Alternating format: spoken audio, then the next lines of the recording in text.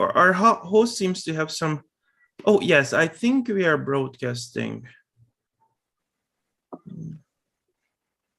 Okay. I'm terribly sorry for the technical difficulties what we have had. I will start the workshop right now. Actually, before starting opening, I would like to share with you. Victor, I think now we are ready. You can go. Oh, we can go. Thank you. Thank you very much. Excuse me, Victor. Yes. Can you hear me? I cannot. I cannot put the background. It's okay. I think. Yeah, sorry about that. Yeah, that's my minor issue. Okay, so first of all, I would like to welcome everyone to the Asia Pacific Joint Regional Workshop. Thank you for joining this workshop on the new global standards for social work education and training. Before moving on to the program, I would like to share you this slide first. I'm one of your co-hosts for today. My name is Victor Virag from APASBE, the Asian and Pacific Association for Social Work Education. So we will soon move on to the program. And once again, I would like to apologize for the small technical difficulties that we had, and we had to start 5 minutes late. So this workshop will be recorded. Please note that it is recorded. However, it is also live streamed on YouTube. It will be live streamed on YouTube, and there you will be able to see multilingual subtitles. The YouTube link will be copied in the Zoom chat box by our administrator, so you will be able to access from the link in the chat box to the YouTube, where you will have automatic multilingual subtitles. And also, well, we are experiencing technical difficulties ourselves right now, but unfortunately, we will not be able to provide individual support for everyone. Please understand that. And also regarding the Q&A session, it will start after the presentations, but you can enter your questions earlier. For entering questions and asking questions, please use the webinar Q&A button. When entering your question, please also include the name of the speaker you wish to answer. Okay, and also one small technicality, we will not be able to provide certificate of attendance after the workshop. Thank you very much. With that, I would like to move on to the actual program. The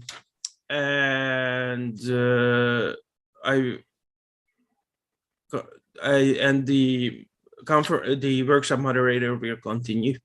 Thank you very much. Thank you, Victor. Let us begin the workshop. I would like to welcome you all to the workshop, the guest speakers, and all the participants. I'm Mariko Kimura, the moderator of the workshop, and the IFSW AP Regional Education Commissioner. At this workshop, Dr. Victor Virag, a pathway member, is also working as a coordinator of the workshop. Let us explain the rationale for this workshop. The global standard for social work education and training were updated in 2020. However, the new document's content is yet to fully reach the professional of social work community in the Asia Pacific. And we face several challenges as we engage in educational reform. We organized this joint workshop with the regional speakers to study the new global standard and discuss challenges and opportunities. Also, to provide a global perspective, we invite IFSW Education Commissioner, Dr. Vasilios Iakimutis, who coordinate a revision of the document. Additionally, we learn from other regions. To learn from other regions, we invite members of new social workers project group who have already utilized the updated global standards in their studies and practice. Now, is Rose Henderson. Let me introduce Rose, who is making an opening remark. Rose Henderson is the IFSW Regional President and the Vice President of IFSW.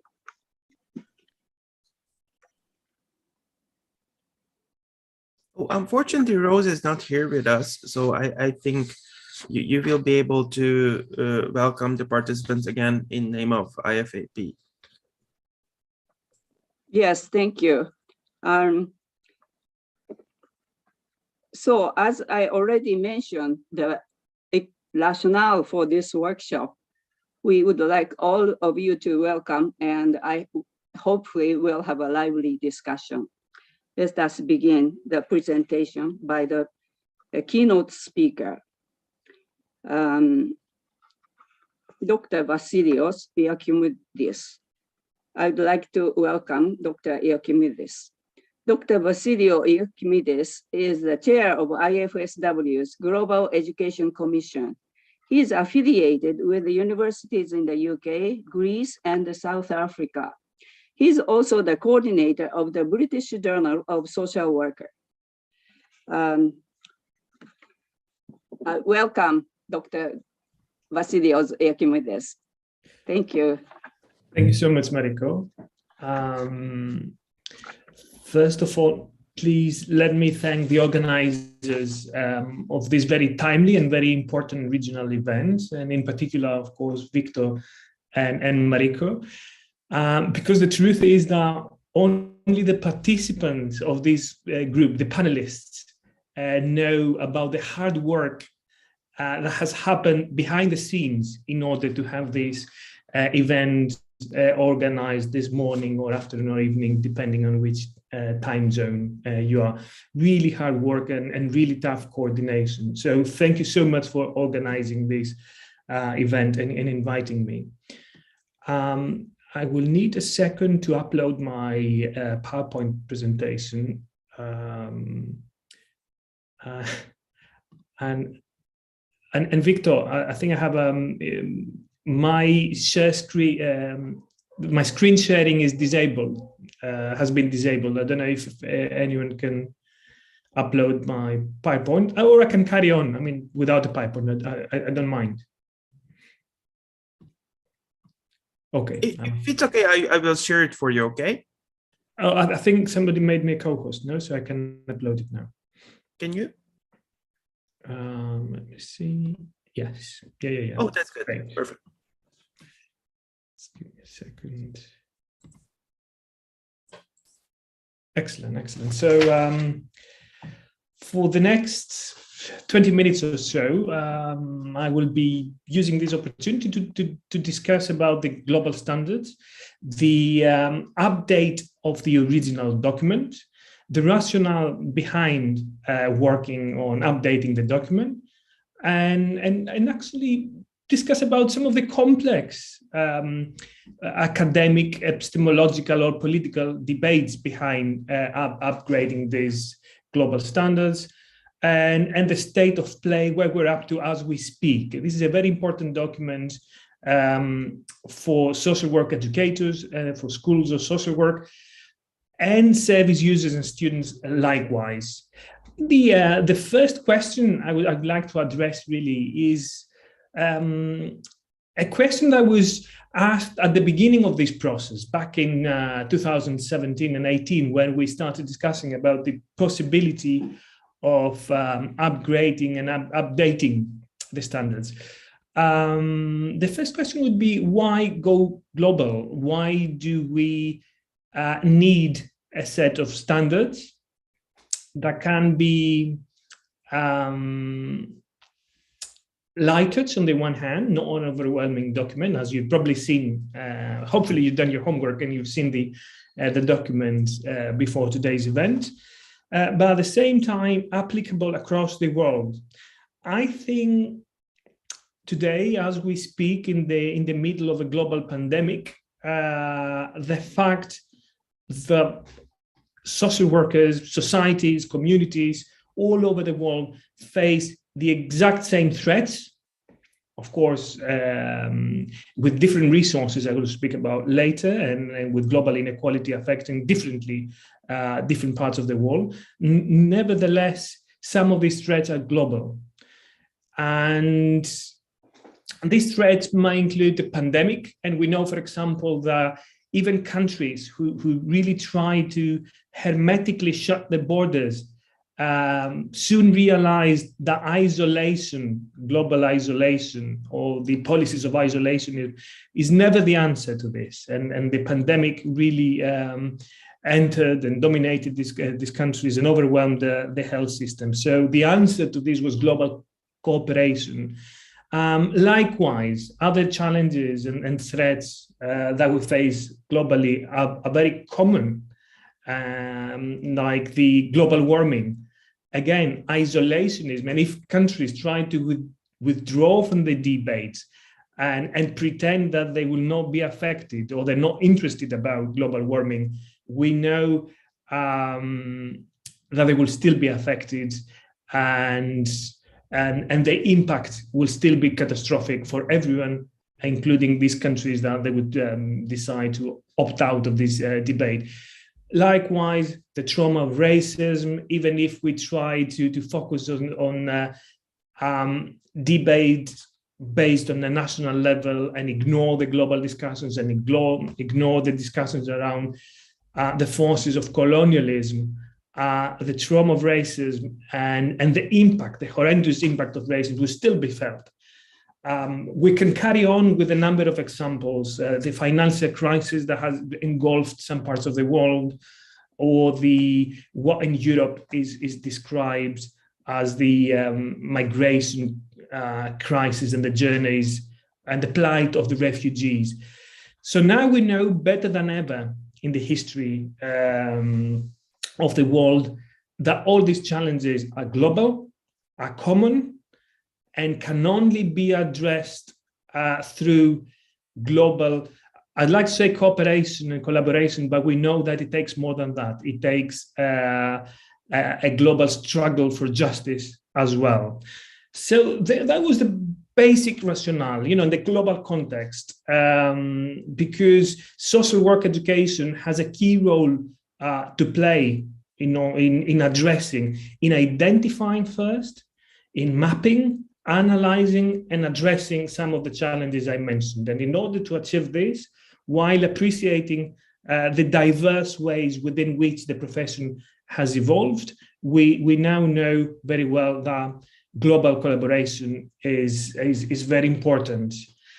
And the document we'll be discussing today, and the document, as I said, you have probably already read before this meeting, is the final actually document that was adopted by the International Federation of Social Workers and the International Association of Schools of Social Work, two organizations, at the regional level, who organized this event, in the general meetings in 2020. And as today I will be exploring a number of questions, a question very recently a colleague asked me was, why not use the term minimum standards, and why do we use global standards? I think I partly answered this question before, because the importance, the emphasis on the global, the shared challenges needs to be emphasized on the title, and also because as a joint committee that my good colleague Dixon Supra from the International Association and myself led over a number of years, we appreciated that the title minimum standards, it can connote sometimes a deficit-oriented approach. What's the minimum we need to achieve in order to be part of this community?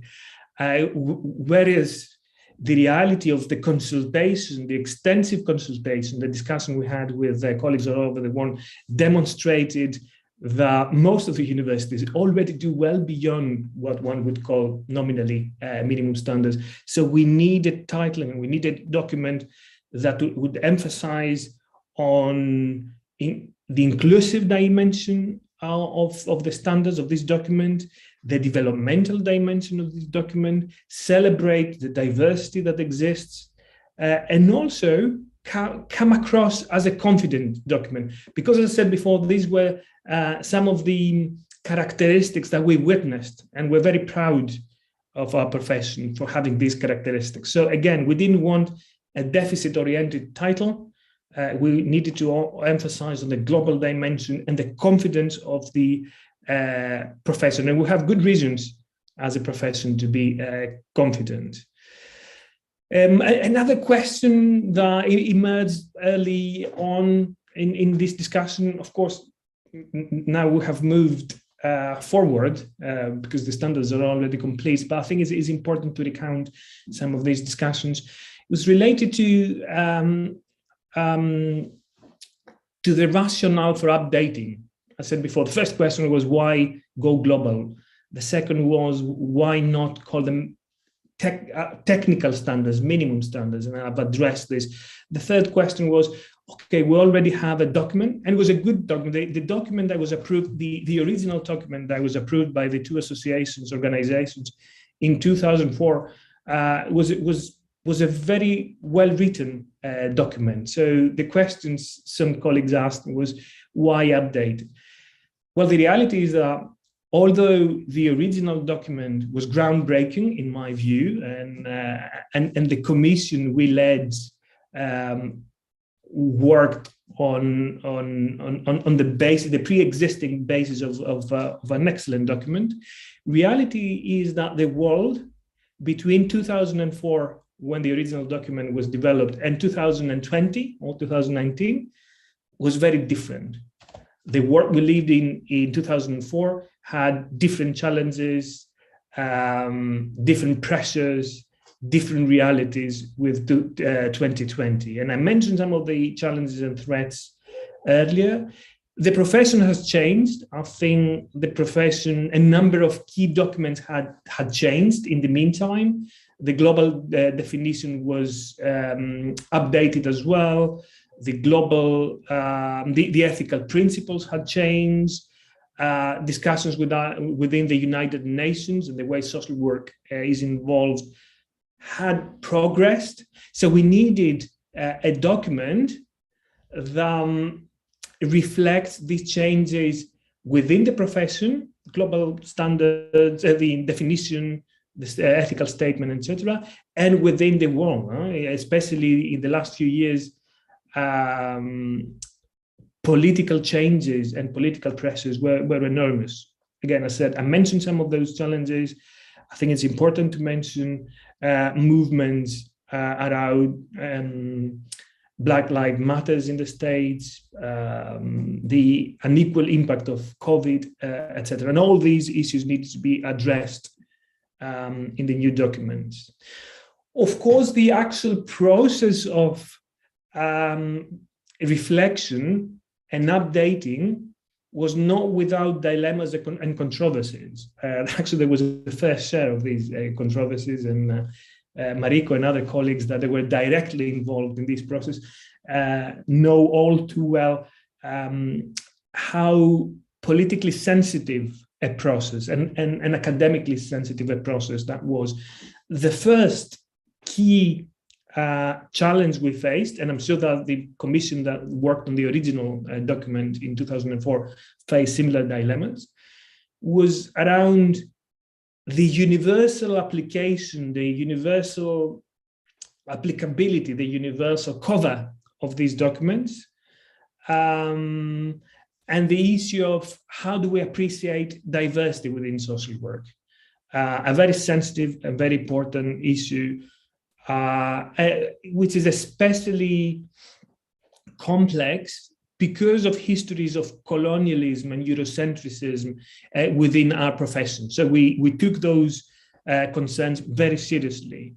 And another key dilemma we faced, originally, some of the early drafts of these documents were politically more, I think it's a confident document. What's the right word? They were politically more advanced, let's say, because we wanted to challenge oppressive political structures that exist in many countries, in most countries, I would say, one way or another, and the way social workers and social work educators face these political pressures.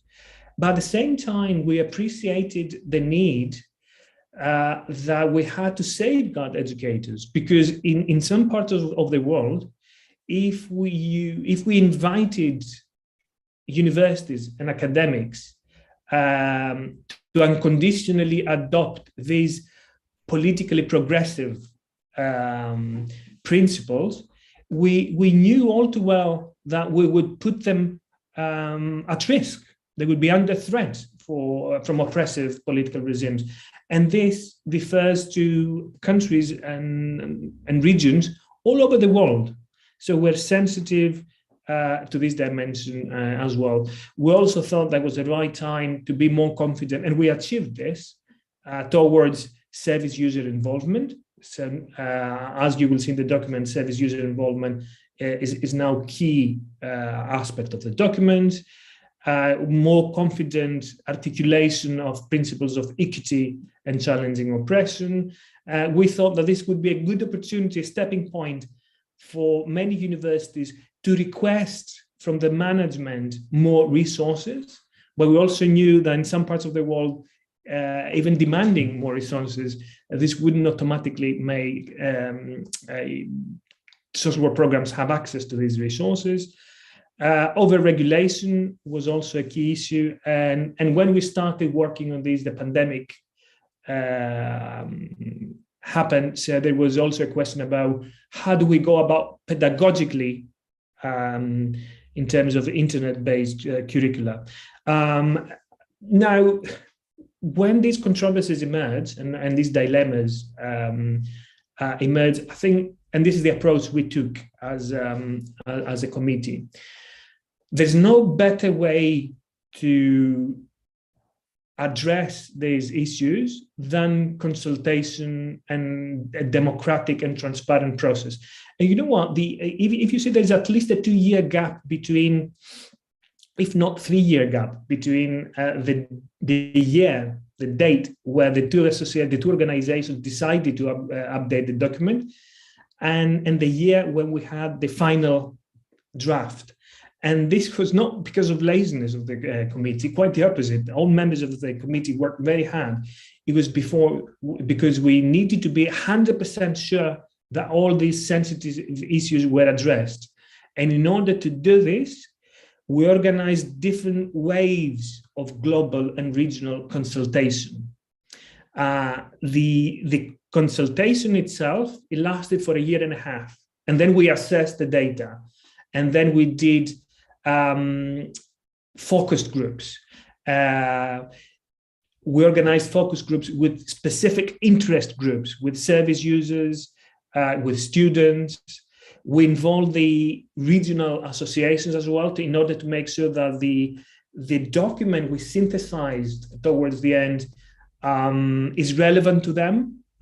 So it was a test and learn process as well. It was a pedagogically complex, a politically confident, and organizationally inclusive process that involved 125 countries. We received feedback from 125 countries, which I believe is a record high in terms of social work consultation. So we can be confident that we listened to the ideas and the views of colleagues from all over the world. When we started analyzing data and developing this document, we returned to the regions, we returned to the universities, and we tested the views again. And the message we got from representatives, participants, and the grassroots level was that we had reached the level where the document was acceptable and relevant and meaningful. Because acceptable is one thing. Huh? When you try to synthesize complex global document, the main danger is the danger of relativism and eclecticism. The main danger is when you try to keep everyone happy, you develop a document that is not relevant, is irrelevant to everyone. So I think we managed to avoid this risk, and the document was unanimously accepted and agreed in these global meetings. I will skip because I'm mindful of time, the overarching principles, because I already referred to those principles, the driving principles for us, and the importance of respecting diversity, while at the same time appreciating the commonalities within the profession, the common identity, the grassroots collaboration that exists, the knowledge transfer, and the common political goal for social justice and human rights. Now, as you'll see the actual document, part of the discussion was whether this should be an extensive, let's say, philosophical in many respects document. And as academics, some of us, myself included, I could see the temptation. Actually, I was tempted to engage with, to co-produce a document that's extensive and addresses every single philosophical question. But the message we got from consultation, and I think Asia Pacific was key to this, feedback that came specifically from Asia Pacific said, look, it's very important, this discussion. Thank you for the concept notes you keep sending, but the final text needs to be concise and focused. Otherwise, it would be irrelevant. Otherwise, you're just working on a book, not a global standards. And I'd like to, that is a good opportunity to thank Asia Pacific, because they were very confident in this, very specific, that we don't want an encyclopedia of ideas. This might have happened during the consultation. We need a relatively short document, a codified document, a document that is concise and meaningful, and most importantly, useful, a document that can be a compass for improvement within social work education. So that's why we took the decision to organize the document, to create a document that's easy to navigate and organize it around three main pillars. The first one is the school. By school, we mean the department, the university, the tertiary education institution. So there's a number of standards, aspirational and what we call, in inverted commas, compulsory. And I say inverted commas because, of course, we cannot enforce the standards. Which is about the resources, is about the facilities, is about the physical spaces. The second one was around, it was around the community, the people, the staff, the student, the service user, in all our aim to make sure that our communities are inclusive, and there is equity, and there is transparent promotion processes, for example, for staff, and spaces for empowerment for service users. And the third one is the profession, how the schools demonstrate that they're members of our global profession community. How can they demonstrate that they abide by the key documents, the global standards, the global definition, the ethical standards, and how can they demonstrate that they collaborate with the national associations and they contribute to global debate. So there's no point of going through the main standards. We don't have time anyway, but I was just trying to give you the rationale behind the structure of the document. And my final slide, Mariko, and I will finish with that because I know we're well beyond the 20 minutes, is where we're up to, what happens now. I was very surprised, and I think everybody in the commission, in our FSW Education Commission, were very surprised that the moment we published the document, we immediately got emails and requests from universities saying, okay, thank you very much. We have the global standards now. How can you help us? How can you support us towards towards assessing or reflecting on those global standards at the institutional level? Do we meet those standards? And to be honest, and I will, I take responsibility for this, we were unprepared for what would follow. I was very happy, and every member of the commission were very happy to see that the global standards was not yet another document that they would stay at the pantheon of never used documents in a museum of social work. It was a living document. It was a document that universities de facto used in order to self-assess what they do, and we're delighted. But we couldn't answer immediately how this could be used. So we developed a rollout strategy that was based on the translation, of course, make sure that everybody has access to this document in their own language, the organization of regional and facilitation of regional and national events, like the one we have here today. That's the purpose of the event. And then the creation of spaces where institutions could self-reflect and discuss with other peers and the organizations, national or international organizations, around what they've achieved. And again, that took a while in order to develop the strategies. Again, similar dilemmas, similar sensitivities.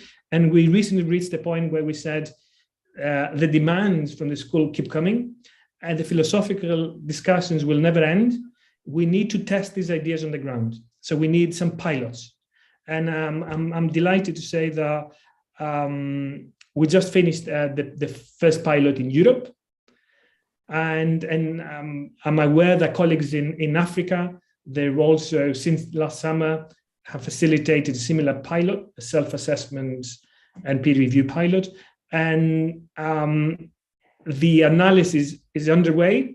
First impressions are very positive. We can speak about them later on. And I think we're getting there. We're getting in the process of developing a light touch, friendly, collegial peer mechanism that would be supporting national associations and schools. So thank you so much for the invites. Thank you so much for allowing me the space and the opportunity to speak about the progress made so far.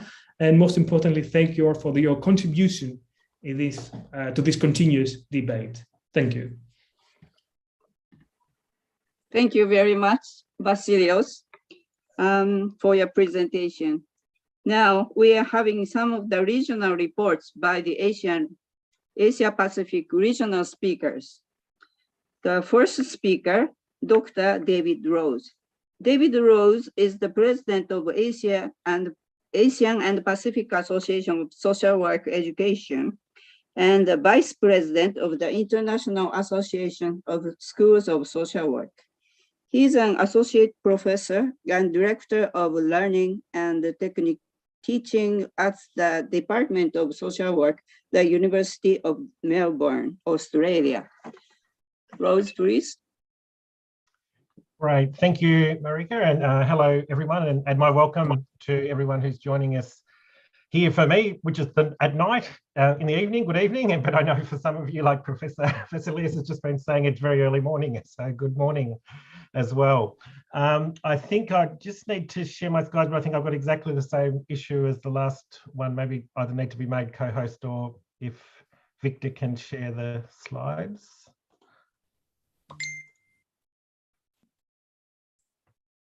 Shall I share the slides for you? Yeah, unless you can make me co-host because it's blocking me from sharing. Oh. Yeah. I think it's going to be the same for all the presenters. Yes.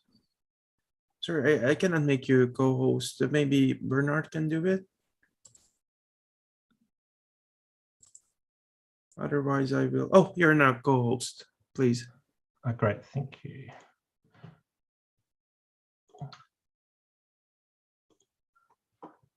Great, hopefully that's sharing through. Thank you. Okay, so yes, I'm going to give a quick snapshot from the perspective of Australia.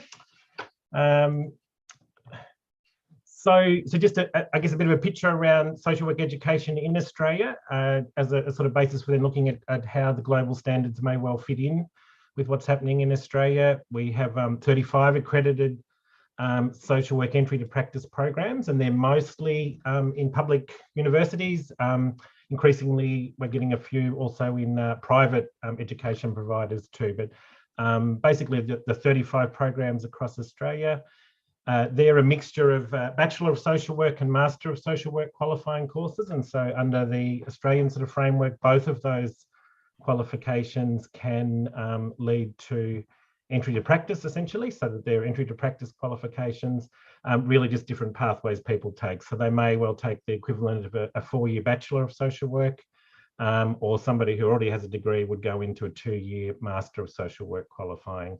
And the end of either of those degrees, they're in a similar level of qualification to practice as a social worker.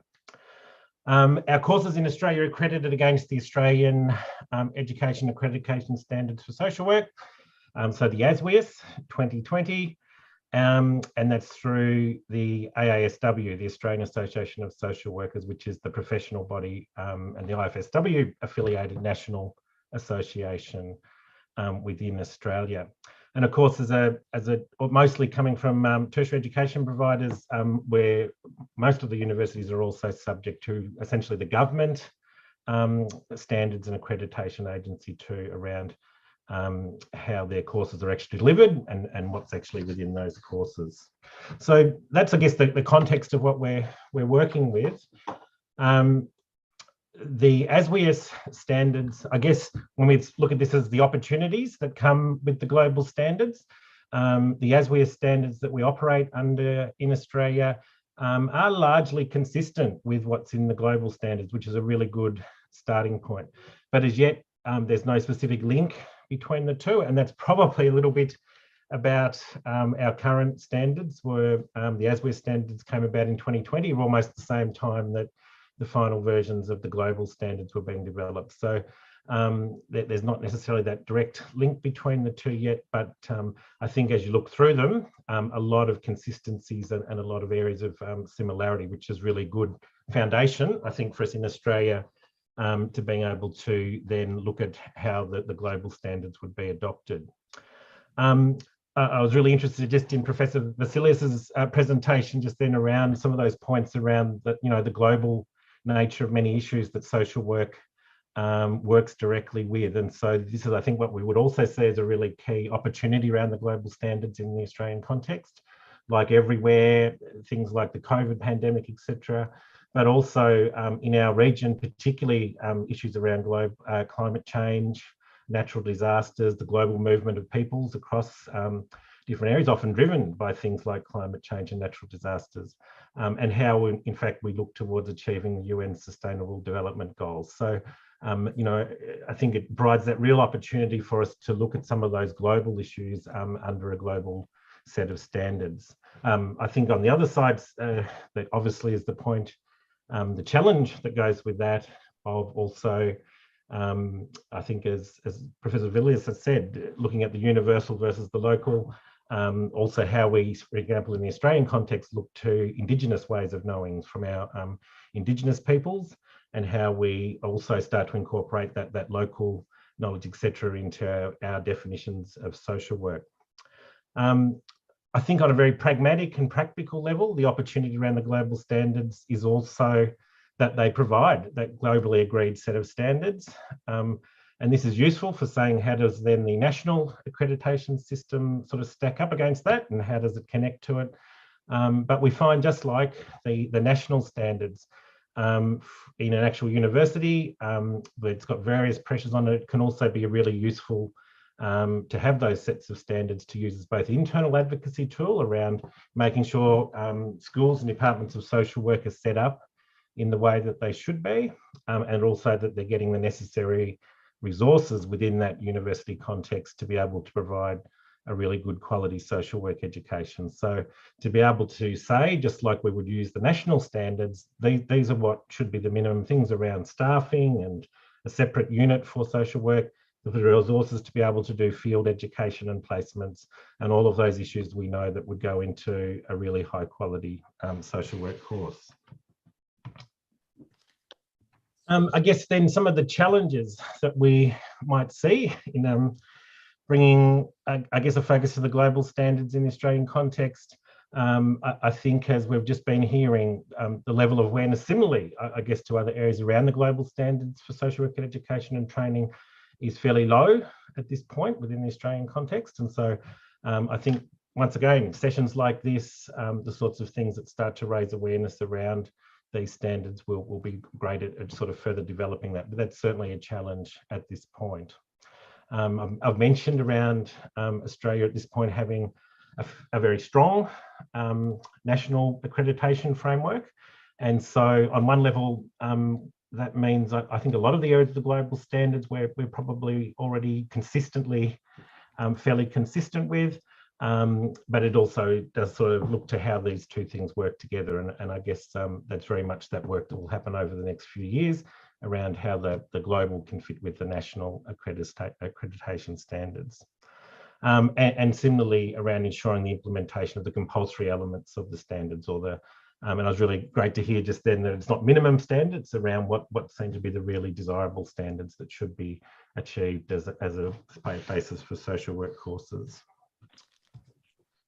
And then I guess I would see a range of more general challenges that are certainly in the Australian context within the tertiary education system in which we provide social work courses. And so I think, once again, like everywhere, the impact of the COVID pandemic over the last 2 years in the Australian context has massively impacted on tertiary education and particularly social work courses within them as well, and particularly around things like being able to provide the placements, the field education placements out with social work agencies, and you know, the massive impact on them as well. And so the ability over those last 2 years to in many respects provide any social work course, let alone a social work course that is maintaining those standards.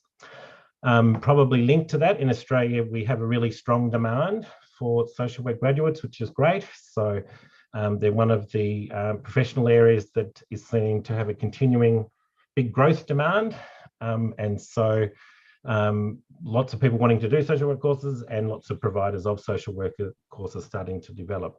But within the existing providers as well, significant financial pressures on universities, once again, which that to impact on to what level can standards be maintained within those programs. I think another key area, the global standards talk about or outline ways that teaching and learning should take place, and certainly around things like, you know, a significant element of social work courses should be face-to-face, sort of on-campus delivery, and certainly that there should be placements as part of those courses. We certainly see, once again, precipitated by the COVID pandemic, but you know, the massive change very quickly to, in fact, doing whole social work courses online while we've had to during lockdowns. But seeing post-pandemic where that actually goes to, how they sort of fit with the standards. So we certainly hear lots of debates around how much of a social work course should be online. Is it okay to have the whole course online? What is the limitations that come from that? And so, you know, where that will go and how that then relates to those standards as we go on. I think probably from what I pick up around in different areas, there's almost a global experience of pressures and difficulties around field education placements. And certainly that's a really key one, challenge for us in Australia. So once again, the global standards speak to the importance of having that field education placement. And I think all of us as social work education providers in the Australian context would absolutely agree on the importance of that, but certainly a really challenging area around and maintaining that. And this is one of those really key areas that it is a partnership between the education providers and the profession around how we get really good quality placements for students as part of their social work courses. And so a continuing, I think, you know, pressure. But once again, also though, interesting opportunities coming from that around different ways of actually providing those social work placements that have come through during the COVID pandemic impacts, and seeing where that actually heads to in the future. And I think our final one from the Australian context would also be to say, I think linked to probably our demand for social work graduates is also really just a increasing diversity of social work education providers, which on many levels is a really good thing. So getting different higher education providers with different areas of focus and different strengths, but also when looking at things like global standards and set of standards around what a social work course will operate on, also that increasing diversity within that and how that's accounted for within all of that. But I think, and that's my list of opportunities and challenges, I think overall, when you read through the global standards, they do provide a really exciting, I think, way of looking at what social work education should be trying to aspire to. We feel we're very strongly close to that within the Australian context, but also I think picking up on Professor Vasilios's thoughts there around the importance that they finally came down to of making them really brief and concise elements rather than prescribing everything that should be in there. And so that I think is something that also fits really well with how they'll be applied within the Australian context. So that's my quick little 12 minutes. So thank you. There's my email address if anybody wishes to contact me. Thank you very much, Dr. Rose. Now I introduce the next speaker, Dr. Hassan Musabi Shelak. Dr. Shelak is the president of Iran Association of Social Workers and IFSW Asia Pacific Regional Ethics Commissioner. Dr. Musabi is a professor and the writer of nearly 50 books. So here, Dr. Musabi.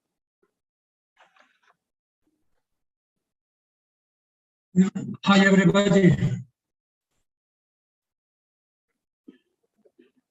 In the name of God, my lecture is about social work training in Iran and its challenges and opportunities according to the updated global standard for social work education and training.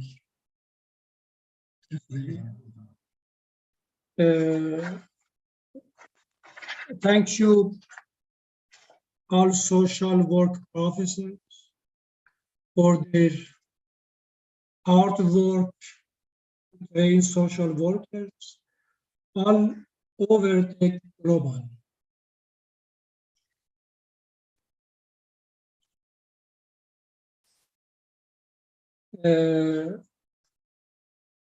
Social work education in Iran has a history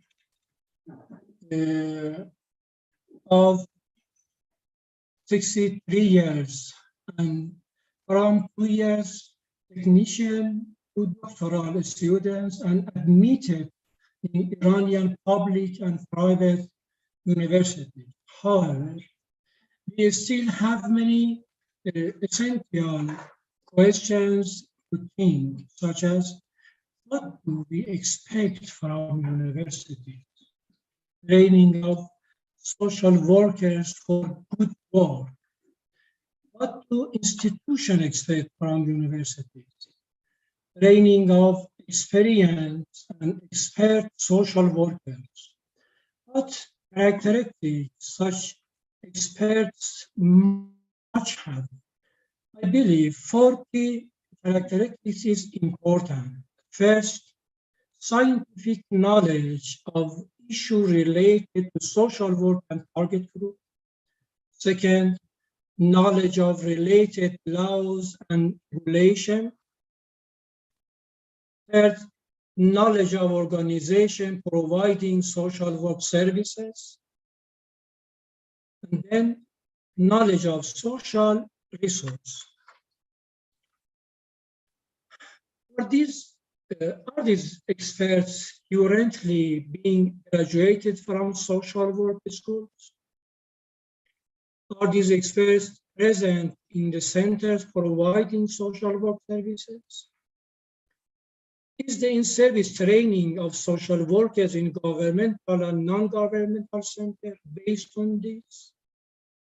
Are educational standards the basis for designing and reviewing courses and topics and determining the educational priorities of employed social workers? Is the new global definition the base for reviewing course and so on? I have extracted about 60 components out of the new definition of social work and new needs that can operate the role of social workers in helping people towards social well-being. We can discuss in detail in future programs, which I believe must be considered when we talk over social work education. But major challenges for social work education in Iran, maybe some challenges is same in other countries. Lack of production of applied and indigenous knowledge, uncertainty about how to use the knowledge of other disciplines, lack of institution-based and continuous communication with world reputed centers in the field of social work. Another challenges, identify courses and topics without considering the needs of the work environment, weak access to a strong scientific resource, little compliance of courses and topics with the new global definition of social work. Quran, incomprehensible translation of books in Iran is a big challenge. Insufficient number of qualified professors familiar with current challenge of social work. Another challenge, lack of attention to this fact that the society will strongly need to social work concern in near future. Recruiting professors with unrelated specialization to train social workers. Insufficient specialized units to train social workers for in-service education. And lack of educational contents derived from lived experience. Lack of educational content rooted in updated research finding. Lack of specialization, at least in postgraduate level, not only in Iran, but also in many other countries. Inadequate task for admitting students in a school in Iran. Students must pass a general admittance examination, and then they can choose which university and major to study.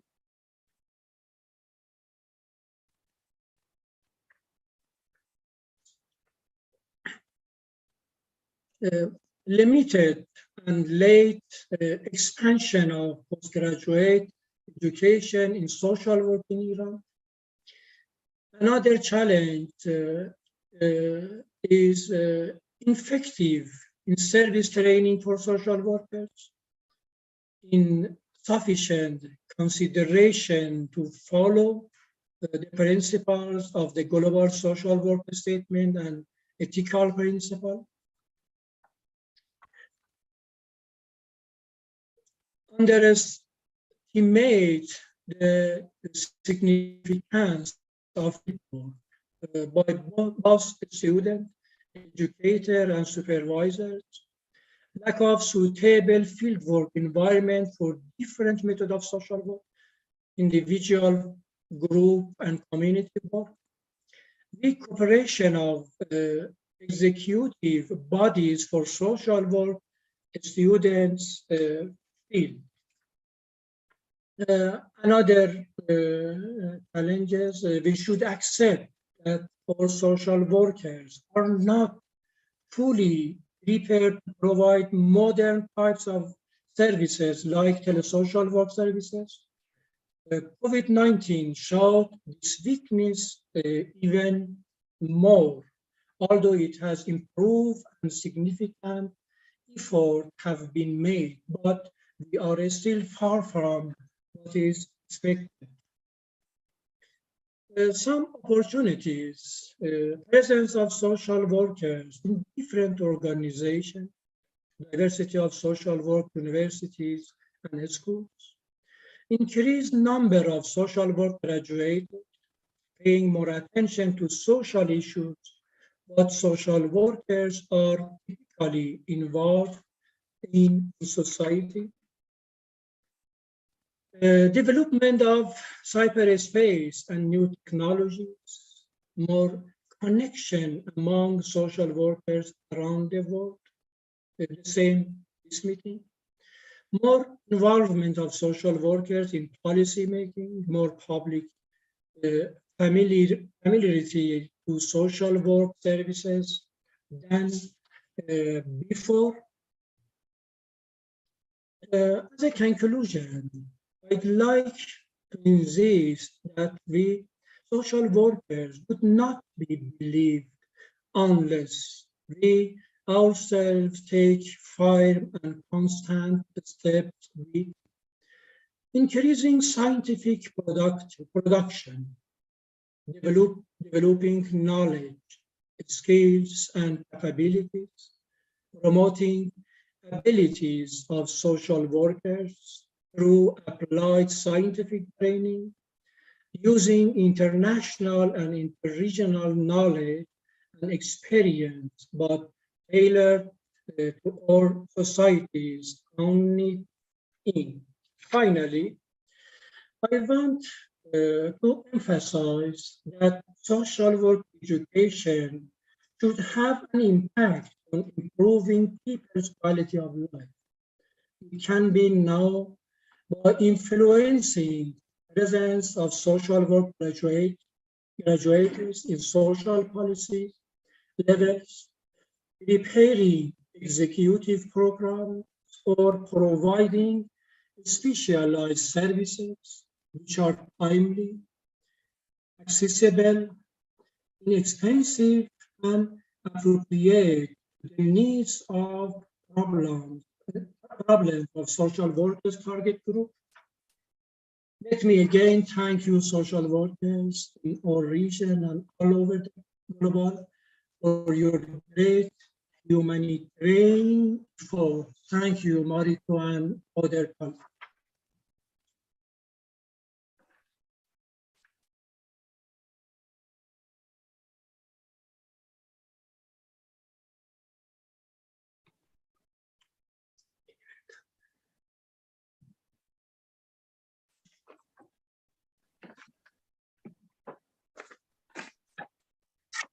Thank you very much, Dr. Musabi, for your presentation.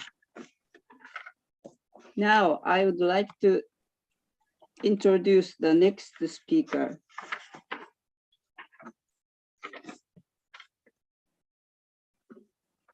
The third speaker, Mr. Teo Aihua.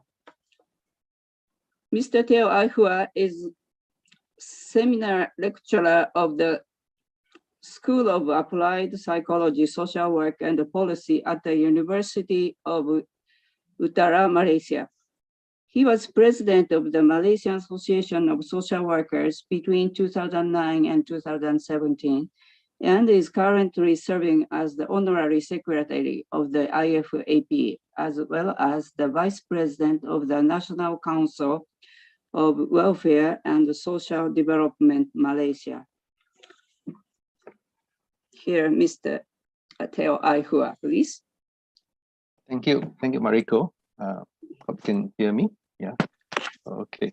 Thank you for the invitation. Victor, can you make me a co-host so that I can, yeah.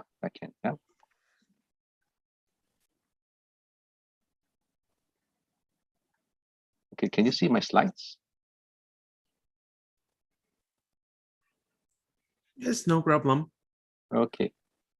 Okay, so very good morning, good afternoon, good evening to all colleagues and friends from all over the world. Yeah. Today I'm glad to and honored, yeah, to be invited to share some of the development of the professional social work education in Malaysia. This slide was prepared by myself and also Professor Dr. Azlinda Azman, who is the current president of the Malaysian Association of Social Workers, and also the Dean of the School of Social Science, University of Science Malaysia. Yeah, I'm from the University of Utara, Malaysia.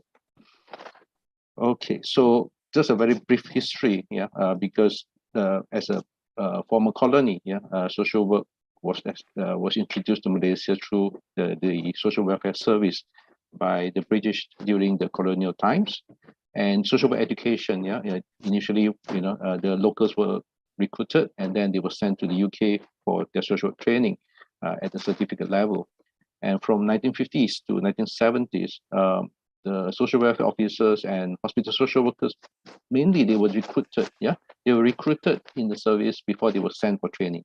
So that has been the model, yeah, in the early days, yeah. So at that time, they were sent to Singapore, the University of Malaya in Singapore, yeah, to do their diploma in social studies, which is actually a social work program. And the Malaysian Association of Social Workers was established in 1973, and we became a member of the IBSW since 1974. And our first degree, social work degree, started in 1975 at University of Science Malaysia. Yeah. Currently, we have 8 public universities, 1 private university college, and 2 private colleges that offer social work programs. Okay, so these are the what we call the spread of the social education, yeah, in Malaysia. So as you can see, the Malaysia was divided into two zones. Yeah, one is the Peninsula Malaysia, another one is the region of Sarawak and Sabah. Yeah, so many of the social programs concentrated in the state of Selangor and the capital city of Kuala Lumpur. Yeah, a lot of the main some of the programs are in the cities. Yeah. And USM is in Penang, and my university is actually at the Malaysian-Thai border, yeah, in the state of Kedah. So we have a bachelor degree, okay, in social work, and we also have diploma, but this is not the postgraduate diploma. This is before the degree, yeah. Why the diploma is offered, because there are still some positions that we think, yeah, in Malaysia that requires qualification in diploma. So that's why two of the colleges, okay, have started to offer the diploma in social work, especially catering for those working adults in the non-profit sector. Yeah. Currently, we only have 2 universities that offered MSW by coursework. Yeah, namely my university, UM, and also USM in Penang. Okay, the expansion of social work education, yeah, after 1990s, yeah, has driven the educators to come together, and they formed the National Joint Consultative Committee on Social Education, or in short NJCCSWE, yeah, in 2002, so that they can address issues of quality and standardization of social work education in Malaysia. Because at that time, prior to 1990s, USM was the only universities. Yeah, so after that, there are more and more universities coming up with social program. So the NJCCSWE is led by a chairperson, and each programs can have 2 representatives to the NJCCSWE. The Malaysian Association of Social Workers also have 2 representatives, and we have 1 representative each from the Department of Social Welfare, and 2 from the Department of Social Welfare, 1 from Ministry of Higher Education, and 1 from Ministry of Health. Now, the Department of Social Welfare and Ministry of Health are in because these are the what we call the positions. Yeah, many of our social graduates ended up, being recruited as social workers in these 2 main ministries. Yeah. Okay, so how do we safeguard the standards of social education? So in 2007, the NJCCSWE organized a workshop, yeah, to draw up a national education policy and standards. Yeah, and it was moderated by a social consultant from Australia, Dr. Pauline Mimi Duba, who also drafted the national competency standards in social practice. Yeah, earlier, and the document, the education policy and standards for social in higher education in Malaysia, was presented to the Ministry of Higher Education in 2009. And since then, okay, this document has been the main reference, yeah, by the government when new programs, all social programs wants to apply for accreditation. This document is being referred, yeah, and some of our social educators and more senior educators has been also been appointed as assessor, yeah, in the accreditation process. So this is how we started, yeah, to safeguarding the standard of social education. So a glimpse of what is in the document, the education policy standards for social education in higher learning institution Malaysia. So in this document, yeah, the NJCCF-SWE highlighted that this document is prepared, guided by the national competency standards in social practice, as well as the global standards for social work education and training. That is the 2004 version, yeah, which was endorsed by the IFSW and IASSW. Okay, so, and it's also highlight that, you know, the standards, we have to ensure that is responsive to our local multicultural societies, and also the what we call the socio-economic background of a society of Malaysia. And some of the key recommendation in that's okay. So that was back in 2007. Yeah. So some of the key recommendations include okay, we recommend that the BSW is 4 years. Yeah. So the document mainly focusing on undergraduates. Okay, the 4-year program. Yeah. So it didn't look into at that time it has not gone into the postgraduate study. Okay. So it remains a 4-year. Okay, focusing on a 4-year BSW. And they recommended that the social courses should be 85% of the total courses offered in that program. Yeah? And they recommended at least two field placement, okay, of 1,000 hours. And because when social program was started, some of the programs didn't have social work educators, so they were coming from psychology, from sociology, from other social science disciplines. So the policy laid out the minimum, that 80% of the teaching staff must be with social work qualifications, and the head of program must be someone with a social work qualification. So on this side, you can see some of the core social courses there, and then some of the direct elective or specialization that you can each university can pick and choose. Yeah. So what is recommended is that what we want is that all social work programs in Malaysia would share the similar core social courses. But on elective, each university will look at their locality, will look at the expertise of their faculty, and then they can pick and choose what elective and what sort of specialization if they want to focus on. Of course, as presented by Dr. David Rose in Australia, from Australia, the government also have their own qualifications framework. So in Malaysia, we have to go through the MQA, the Malaysian Qualification Agencies. So from time to time, MQA will come up with a document. So the latest document is the Malaysian Qualification Framework, MQF, 2nd edition. Okay, and under the Malaysian Qualification Framework, so they have stipulated the credit hours for master's, degree, and diploma. So for a degree, it has to be 120 credit hours minimum. So some universities may have more. Okay.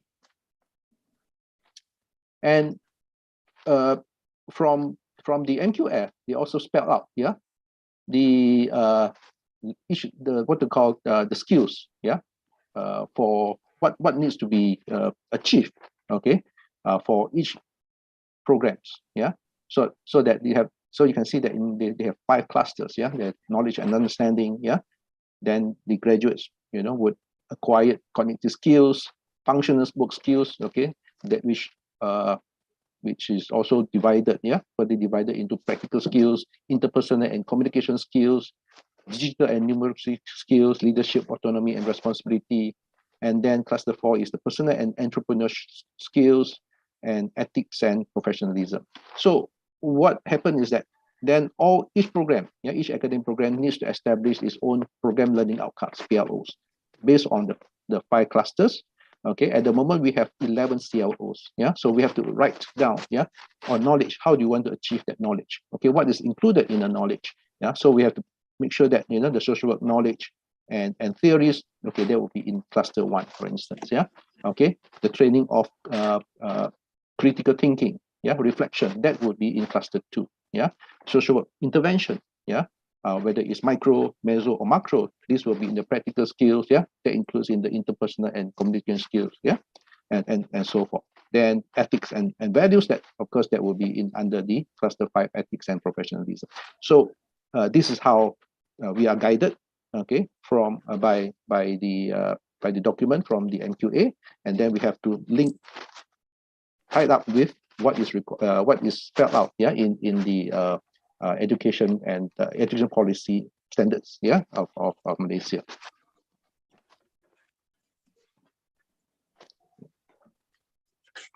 So this is a very brief, summary of what has guided us, So for the last 5 years, you can see that, okay, now the global standard has been updated, So we also look into the global social work statements of ethical principles that includes the global definition of social work, and of course now we're also looking into the sustainable development goals, So that is also from the national level. At the university levels, the university requires our program and also our activities to link with SDGs, So we have the MQF, we have the social education policy and standards, we have our national competency standards, of course we have our code of ethics, and then we have to abide by the requirement of the university as well, So this is in the nutshell, what guided the quality of social education in Malaysia.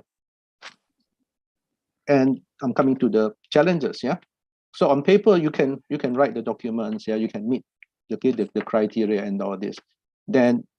But these are some of the challenges that are faced by both the profession and also social education. Okay, so as the social work profession has yet to be regulated, we are still not regulated. We don't have a law to regulate. So the education policy and standards for social work document they cannot be fully enforced.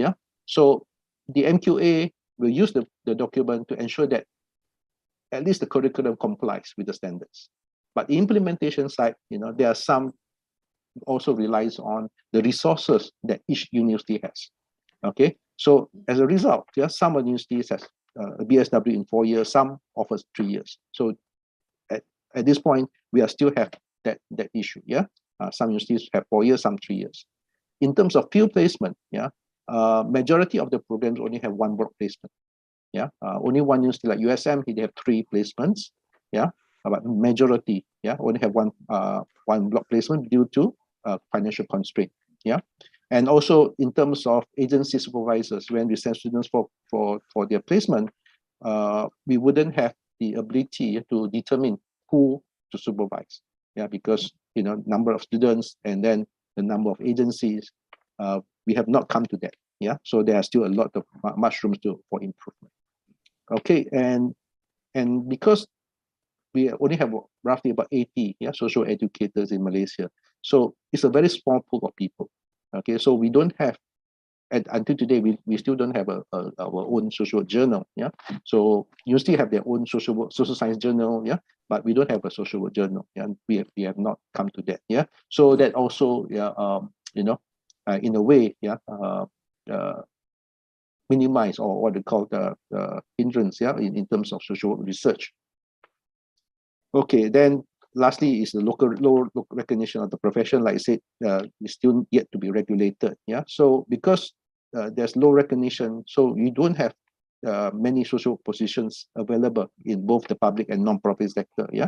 However, we we still have to face the demand, yeah, by the university that our graduates must be marketable, yeah.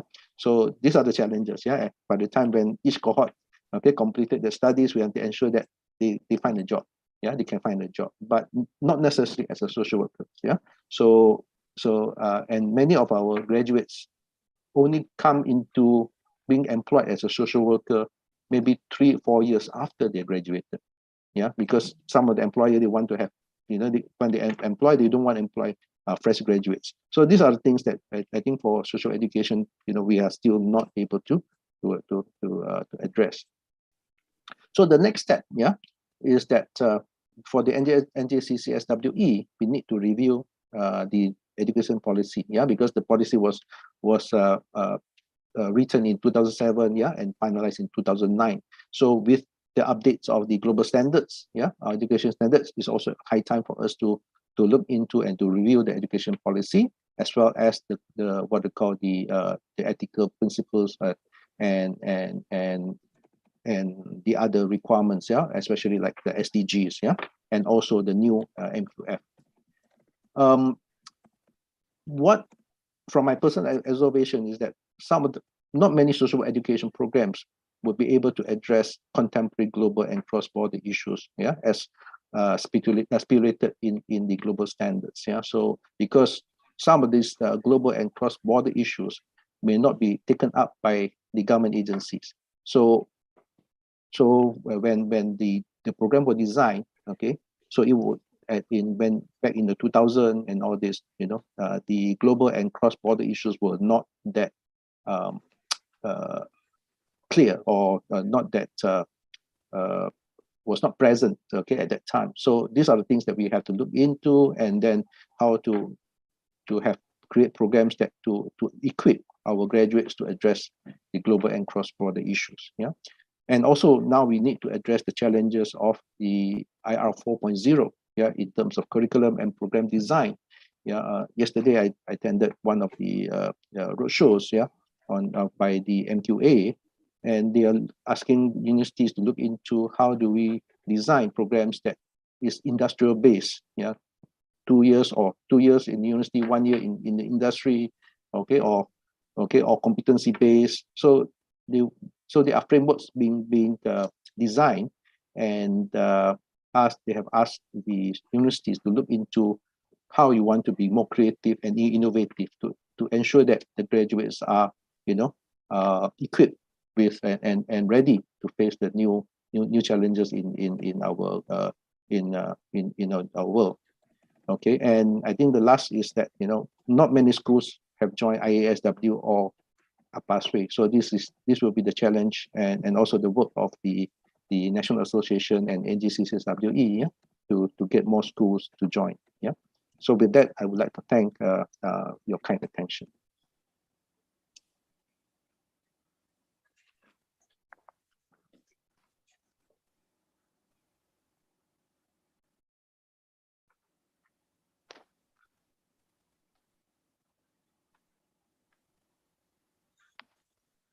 Okay, back to you, Mariko. Mr. Teo. Now, I'd like to introduce the next speaker, Dr. Joima Ann Reyes. She is a board member of APASWE. Dr. Ann Reyes is a registered social worker in the Philippines. She is the college secretary and faculty of the College of Social Work and Community Development, and overall lead trainer of the psychosocial program of the Pahinungod of the University of the Philippines, Diliman campus. Sorry, Dr. Joima Reyes, please. Thank you very much, Mariko. Allow me just to share. All right. Thank you. So, first off, okay. Before I start, I would like to acknowledge the assistance of the ex-officio president of the National Association for Social Work Education, Dr. Melba Manapol, for giving us information with some of the slides and presentation, and the current president of NASWE, Dr. Belia Patricia Osalvo. So my sharing this evening, afternoon, or today, because we are different timelines, is to talk about the challenges and opportunities in implementing the updated global standards for social work education and training. And this is about the Philippine experience. I've heard a lot of presentation this meeting, and to begin with, I'd like to highlight two of the important rationale for the updating of the global standards for the social work education and training, which highlights that social work's role in supporting bottom-up development to meet the aspirations of the SDGs. And number two, which is very important, I think this is where we can have the opportunity to creatively collaborate and learn from each other's cultures and country, is to ensure countries new to social work have global peers to support the advancement of social work education free from colonial influences and creating platforms from indigenous and local approaches to shape curricula and relevant courses. In the Philippines, the social work education is guided, mandated by the Commission on Higher Education. In fact, in 2017, CHED Memo CMO number 30, series of 2017, have come up with a very comprehensive guidelines, policies, to be able to assist all social work schools offering social work program to have this qualifying the standards and minimum standards that each school can even go beyond, but at least the basic bottom line of having that minimum standard. It talked about the policies, the standards and guidelines for the Bachelor of Science in Social Work, PSSW. And it has already created an outcome-based education. In fact, several years back, NASWE have already come up with the revision of all the syllabus that is being used right now of all schools in the Philippines to make it outcome-based in terms of identifying the resources, objective, and the outcome competencies of what is needed. Identify and define competence standards and goals of social work education in the Philippines, which is aligned to that of the global standards as presented. In our curriculum in the Philippines, there are 22 professional subjects with the additions of general education courses. There are 4 curricular areas that we sort of like cluster all of our subjects, which is human behavior and social environment, and social welfare, SWPP, social welfare policies, and field instruction. Now, the guidelines also in the CMO CHED, Department of Commission on Higher Education, provides guidelines and requirement for setting up the school's program for social work. Now, this would cover the entire framework in terms of who is able to head, qualifications of the head, faculty members, and the rest. This is to ensure that the quality, the standards in terms of teaching is monitored as well and adhered to. Now, one complete that is also reflected in the law later on I would present to you is the completion of the 1,000 hours of field instruction as requirement for the board examination. So meaning to say it's divided into 2. Field instruction 1, which works with individuals, working with groups, and community organizing for the second half. Now, the Commission on Higher Education, through its CHED Technical Panel for Social Workers, closely work with NASWE.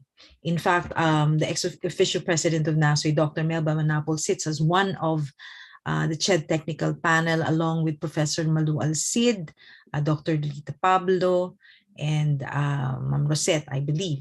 So it's a collaboration because I think it's very important that hand in hand, the NASWE works together with CHED in terms of what are the demands and the latest innovation that needs to be looked into. Now, the NASWE Association has been established in 1955 and ensures the standard of education in the country advocate for the adoption of policies, standards, and guidelines of social work education in partnership, with relevant government, private, and international agencies at hand.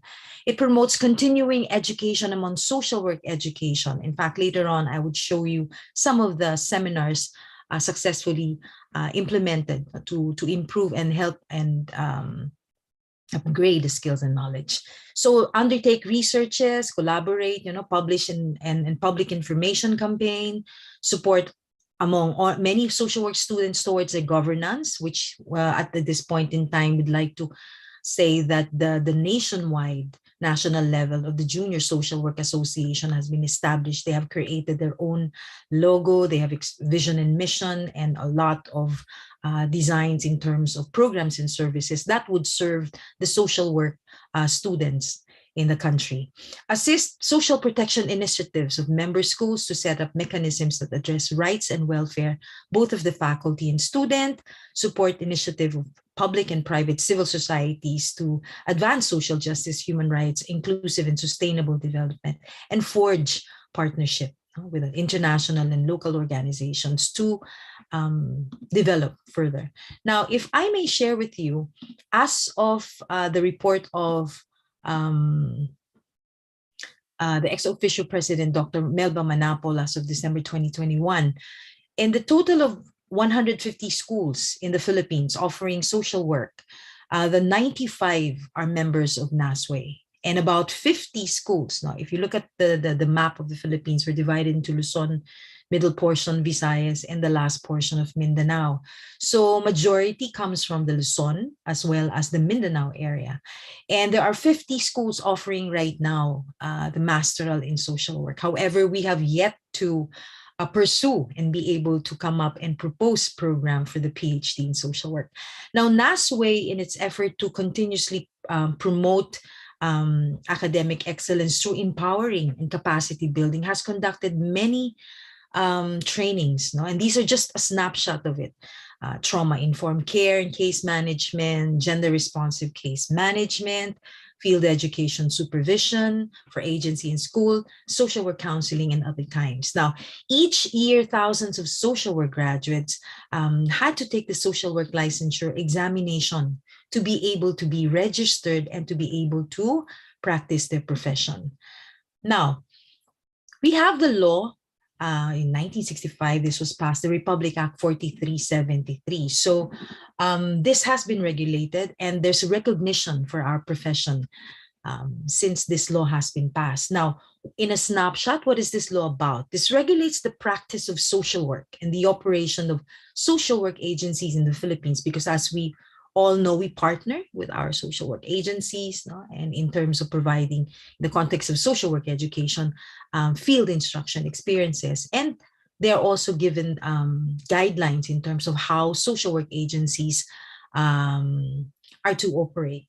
The law enables the social work practice in the Philippines to be recognized as early as 1965. And a BS social work graduate, therefore, in this particular law, stated that in order to practice, you must pass the board examination. So the Board of Examiners for Social Work was created also in 1965, which composed a chair and 4 members, which is appointed by the Office of the President. Now, the Philippine Regulation Commission, or PRC, I have looked into, and results of the licensure examination in the last 5 years. There are 2 examinations that was 2016 that was not conducted because of some difficulties. But if you look at it, from 2021, out of 1,621 who took the board examination, 612 passed. In 2019, 5,880 who took the exams, only 2,723 passed. 2018, there were 5,020 who took the exams and only 2,508 passed the examination. In 2017, 5,997 took the exam and 3,551 passed the examination. And out of 2015, 2,654 took the examination and only 1,817 were able to pass. Now, the challenge now here is out of the total of 22,172 social work board takers, only 11,611 passed. So this is roughly around 52%, no? 52% unable to find social work positions because they cannot apply for a social work job because they are not registered if they do not pass the board examination.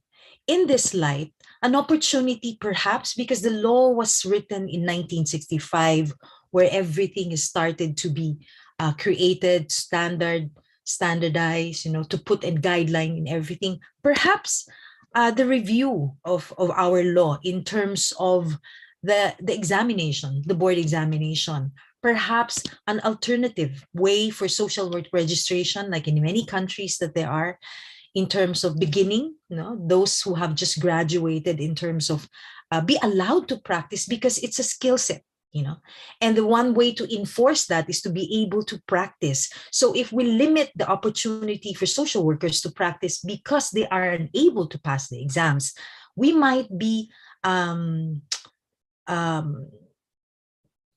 also providing a deterioration of promotion in terms of people who wants to really serve, but given many circumstances, may not be successful. And hold on. Okay. And yeah. And therefore, that was the context of it. Probably a review, in terms of what we can do in terms of trying to understand why an alternative way to have our new graduates who are willing to serve not be discriminated because of their inability to pass the exams. But let us look into the holistic aspect of, in terms of, can there be other ways and forms? We can look and benchmark with other countries like the beginning, or we can probably offer the licensure examination if we go to the masteral level, if they pick to on a specialization, because we are generic in terms of that. Now, another Republic Act, which is very important to us right now, is the RA 109221, or the Continuing Professional Education. Now, this is mandated that you cannot renew your license if you do not have a 45 continuing professional development points. Now, the challenge now here is every 3 years you're allowed. No? The good thing is the pandemic provided a stopgap. So people who have not earned enough points may renew the license and sort of like pay it forward later. But the question now is probably in terms of the pandemic situation, we might want to look into the 45 because other professions have go down, because other our professional organizations have also endeavored to come up with innovations in terms of trainings, etc. And we can probably look into. In the Philippines, there are many professional organizations, the PASWI, and NASWE, ALDOSOPI, the Philippine Association for Court Social Workers, AMSOPI, the Department of Health League Medical Social Workers, NCSD, ACAP, and ADSWI. All of these professional organizations are fully equipped in providing related and addressing the needs of their members in this particular sectors. Whether you are in the medical sector, whether you are in a court setting, the academe, in practice. And the opportunity is endless. And right now, I think one of the amazing things that happened is it has been now coordinated into URSW, United Registered Social Worker, collaborating together and was able to provide psychosocial PFA to a lot of our countrymen during the onset of the lockdown. Now, the challenges in terms of the education with the COVID pandemics, we've seen this a lot when it comes to the social work field instruction program. We have trained our students to have the skill set, the knowledge and skill set in terms of dealing with our clients on a face-to-face basis. But given the pandemic, the skill set we taught, there might be a different skill set needed in terms of conducting the field instruction placement. In the Philippines, as of this point, there is still no face-to-face. We're gearing towards, but still classes are still done on Zoom level, via social media, and field instruction at the same time is conducted. Sometimes, depending on the province and area where the school is located, there might be some variation, but still majority conducts field placement on a remote setting. So this is something that we need to look into, as we are not yet sure what the COVID pandemic would look like in the next 2 or 3 years, which means recalibration of the skill sets of students to not only include the ones that we used to teach them, but also include in terms of the media setting, the social media, and different platforms that could be utilized. Lastly, on the mental health related issues, we all know now that even us, faculties and teachers and colleagues, are experiencing this bubble fatigue in terms of being on a lockdown situation in the last more than 2 years. And therefore, mental health related issues of our students are very important at this point. We can cover a lot of things in terms of the academic excellence, but at the end of the day, when we work with our students, how they are, where they are, and where they're going has much to do with the mental health status. The human rights and social justice framework, peace development, environment concerns and issues is slowly being looked into and possibly strengthened. There are a lot of organizations. SWAN Philippines, for example, is very active in promoting human rights and social justice framework in the context of the education, the peace development, environment concerns. Results of relevant researches and the infusion of indigenized social work knowledge and practices into the social work curricula. We cannot deny that the Philippine curriculum and the subjects there are basically foreign. We infuse some of the Psikolohiyang Pilipino or Philippine psychology and other indigenous theories, but I think it's more of a conscious way, and share it, and this is what the international linkage is about, sharing what each of one has, because we develop our own indigenized way of the social work framework of helping. International partnership of institutions, back now that it's, Zoom is like this platform, we can be creative enough so that we can establish partnership, so we can exchange resources, faculty, students, references, to be able to help one another. And lastly, the establishment of the PhD program in social work in the Philippines that we hope to be coming up very soon. So the synergy of social work education and practice worldwide. So thank you very much.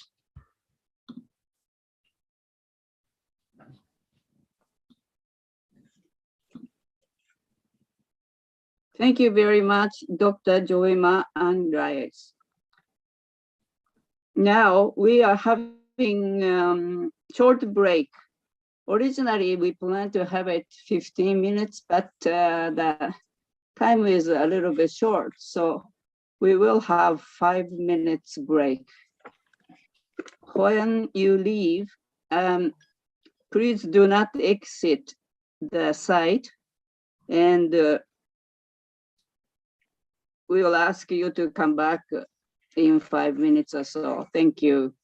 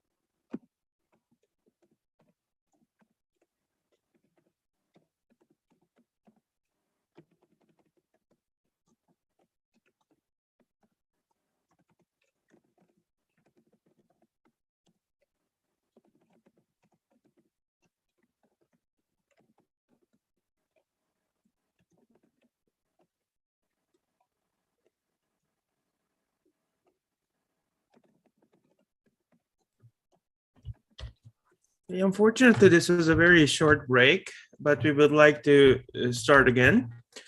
Please remember that the workshop is recorded and we also live stream it on YouTube. There you will be able to access subtitles, and with your Google automatic translation, we'll be able to view the workshop in a multilingual setting. Also, we are not able to provide operational support for everyone, of course. And next, we will move on to the last presentation. And after all presentations are over, we would like to answer questions. So for the questions, please use the Q&A button of the Zoom webinar, and also kindly enter the name of the speaker you wish to answer your question. And please remember that we will not be able to provide certificate of attendance after the workshop. Thank you.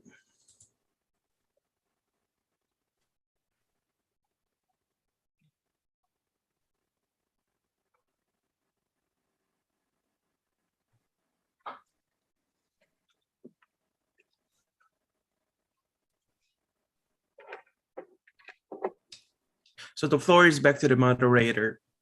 Yes, thank you, Victor. That was a very short break, wasn't it? Now, we would like to invite European Young Social Workers Project Group. I'm going to introduce 3 speakers in a speaking sequence. The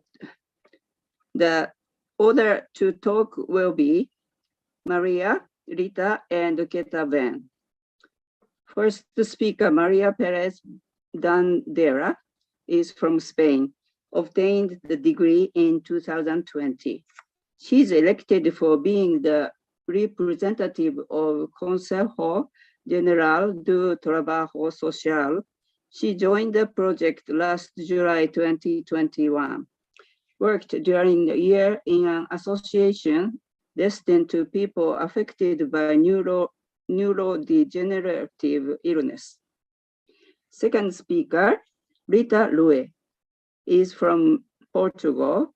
She represents the Portuguese Association of Social Workers since the beginning of the project. Currently works as a social worker at the local government level in Lisbon. She has finished a master's degree in social work with a thesis on social work and sustainable development. Third speaker, Ketaban Likishubio Lee, is from Georgia. She has a Master of Social Work and represents the Georgian Association of Social Workers, where she is employed as a researcher social worker and involved in the project from the beginning. So thank you, and please start.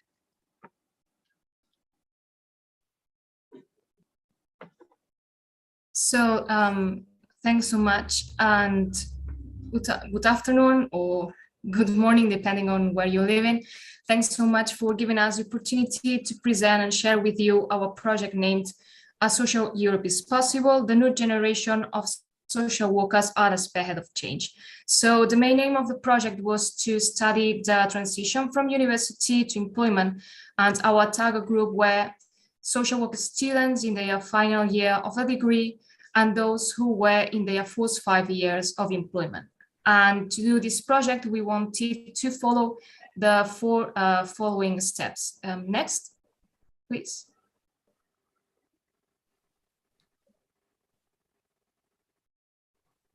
Thanks.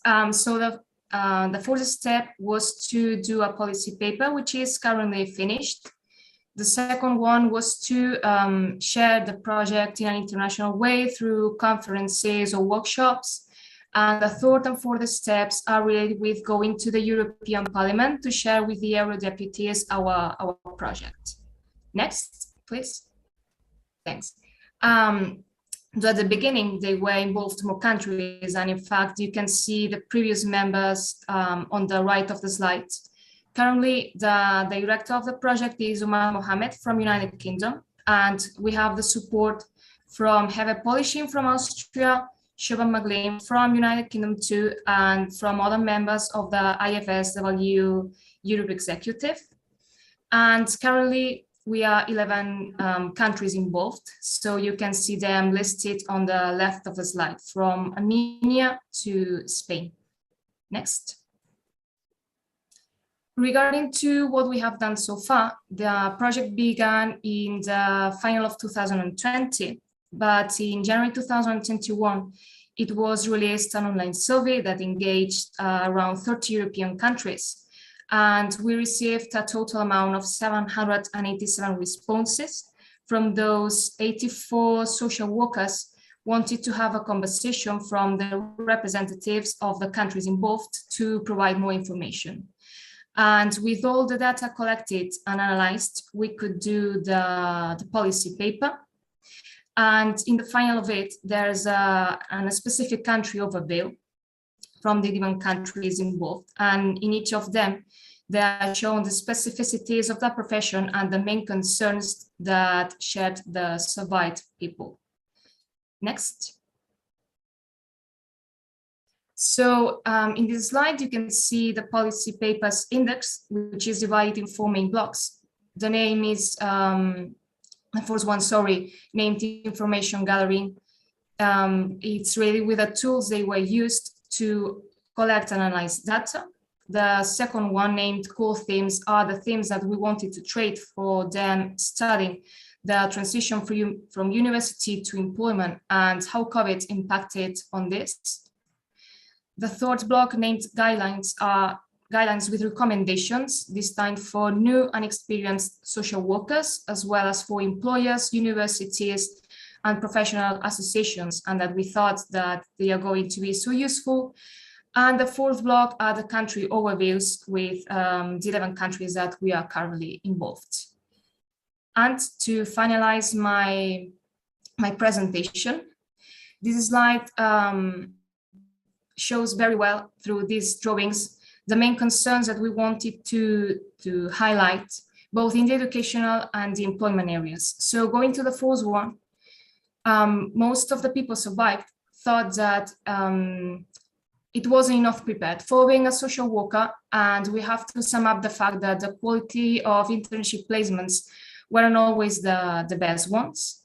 COVID impacted in terms of job difficulty searching and the insecurity when having an employment, and those who were employed told that they had a big lack of support from their employers when they start to work, and that social work role can be fluid sometimes. So this means that there's not always a match between theory given and provided at uni and when you put this theory into practice. And Rita is going to share with you the findings. So thanks so much for your attention. Thank you, Maria. Now I will present some of the findings we reached through our research. About the initial training and education, our results showed that 54% of the respondents of the survey felt that their training had not prepared them for the profession. 16% stated that their initial training in social work had prepared them, and 30% have a passive response. In the discussions between the project group members, we saw that newly qualified social workers really feel that their training is not enough for equipping them for the professional role.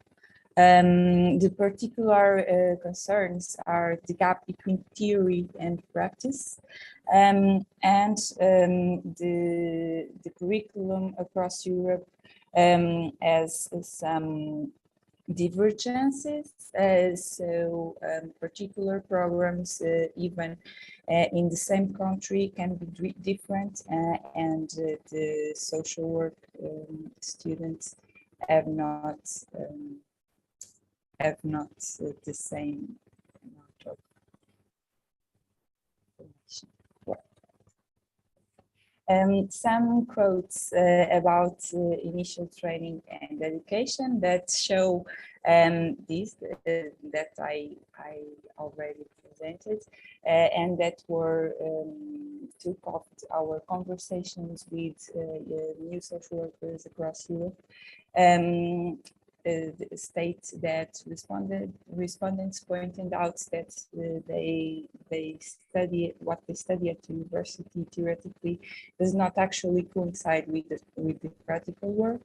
It feels that the work that we do in internships and once we are employed is very different to the courses and assessments at university, and courses are almost entirely focused on child protection practice with little room for learning in other areas.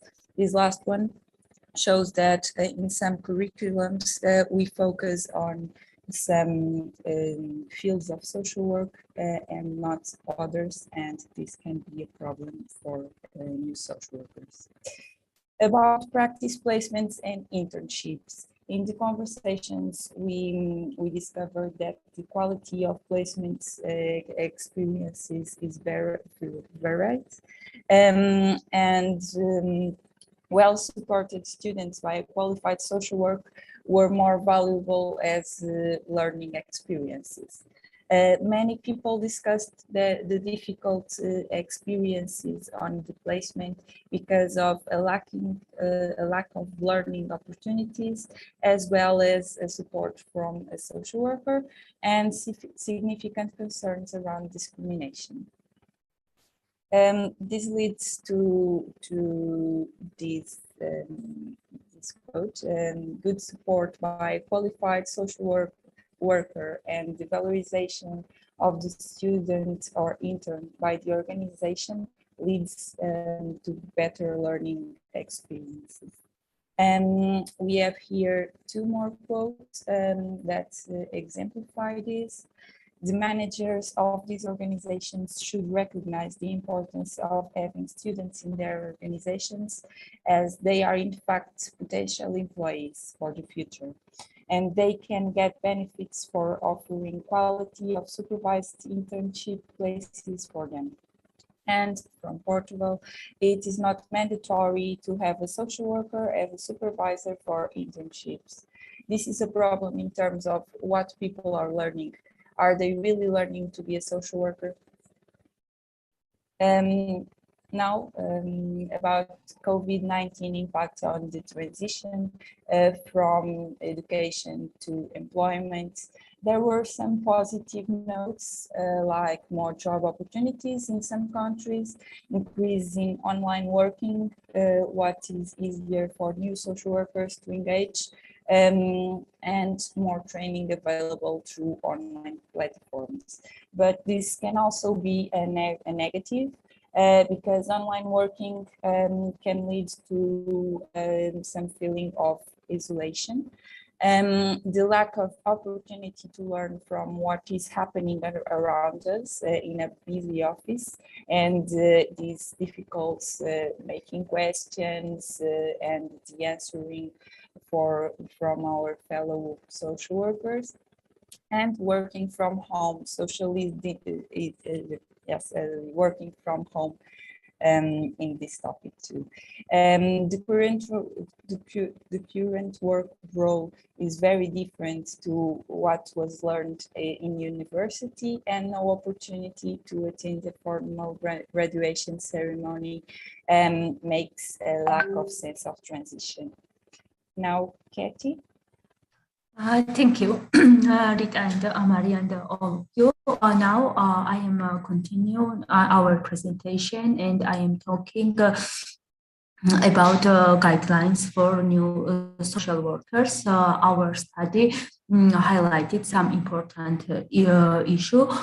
while support for new social workers is vital important, the new social worker is not a passive recipient of this support, and they have much responsibility, such as ensure that they find out what support is available and make best use of this, critical evaluate the support available and ask what they need, ask questions to ensure they understand what is expected of them, and engage with peer support, because it is an additional opportunity, and with the activities of their professional association, and share their new ideas, theories, models, etc. with more experienced workers in the organizations. Read up, please, next. And the main topic is guidelines for university training providers. We know universities and training providers have a big impact in a transition period, and they help new social workers to enter professional field and become qualification social worker. All those involved the initial training of social works should, and we highlighted some topics, ensure the quality of practice placement internships is carefully monitored, guaranteeing of receiving the opportunity and support they require, seek feedback from students and organizations, and careful consider how they can support students of link theory with the practice more clearly, provide more practice-oriented experience in the education institution, because sometimes it is difficult to connect practice and theory each other, and it is important students have more practice. Provide a reflective space for students and enable new graduates to continue to connect with them. And last one, offer support for soon to be graduates and graduates to prepare for job searching and empowering employment. There should be a named specialist who can offer careers guidelines and supports. Rita, please. And last one, what we are doing now, we are working strategy and academic paper. We are continuing with European events. We are working very active shadowing IFS Europe representatives to European organizations, organizing an in-person event with key European stakeholders, and supporting project to explain the global, presenting at future conferences, and organizing monthly international exchange webinars. So we have many plans we want to implement in the near future. Thank you. Last slide. Thank you for listening.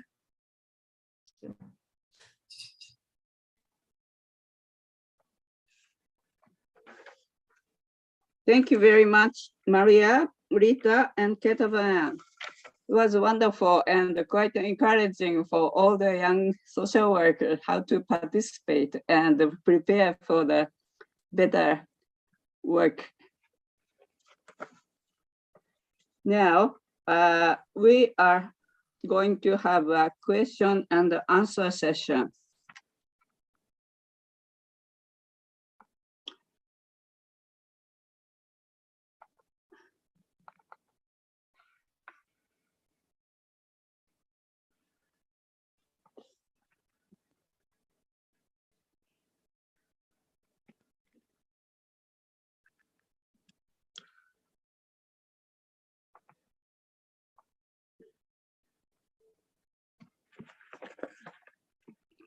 Okay. I think that there's one question from an Indonesian social worker.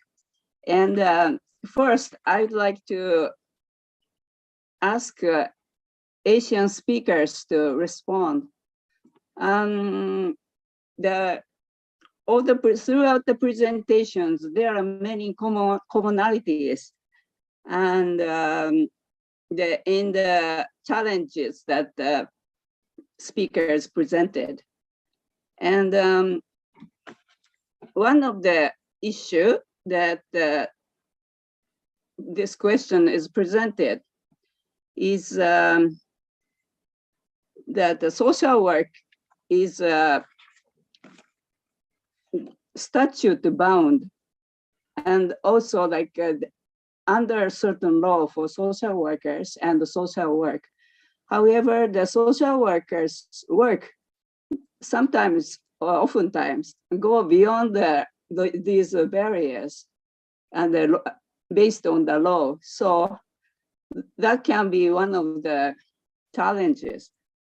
And also another issue focused, highlighted is related to field placements and the field of social work education.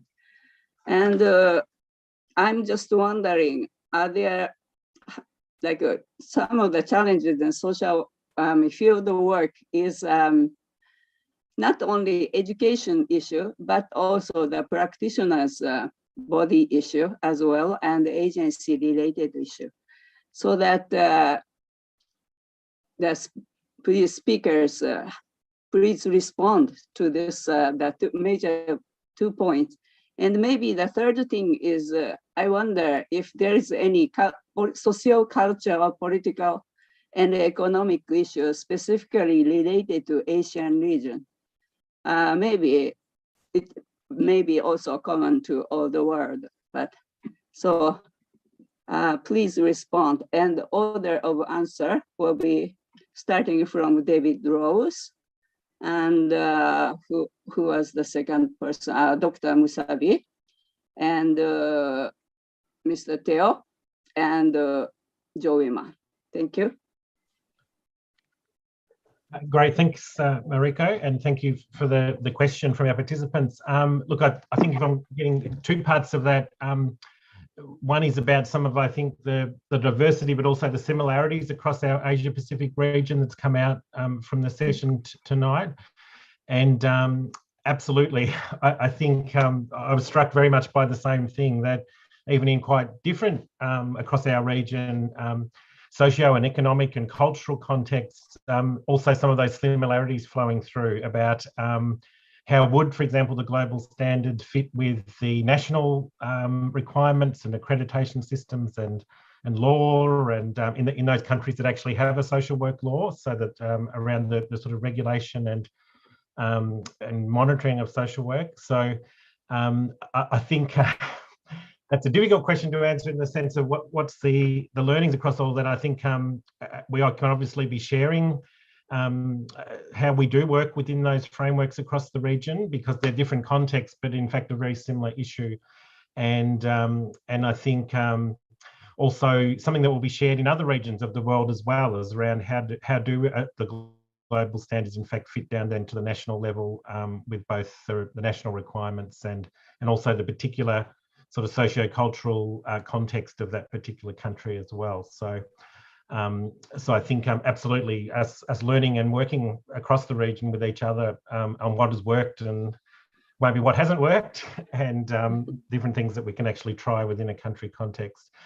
I think on the question of the field placements, I think I mentioned in my own presentation, that's a massive challenge in the Australian context, and I think I've been really struck by how it's come up in several of our national reports, and then also the great presentation on the student feedback research project in the European context. That's such a feature of that as well.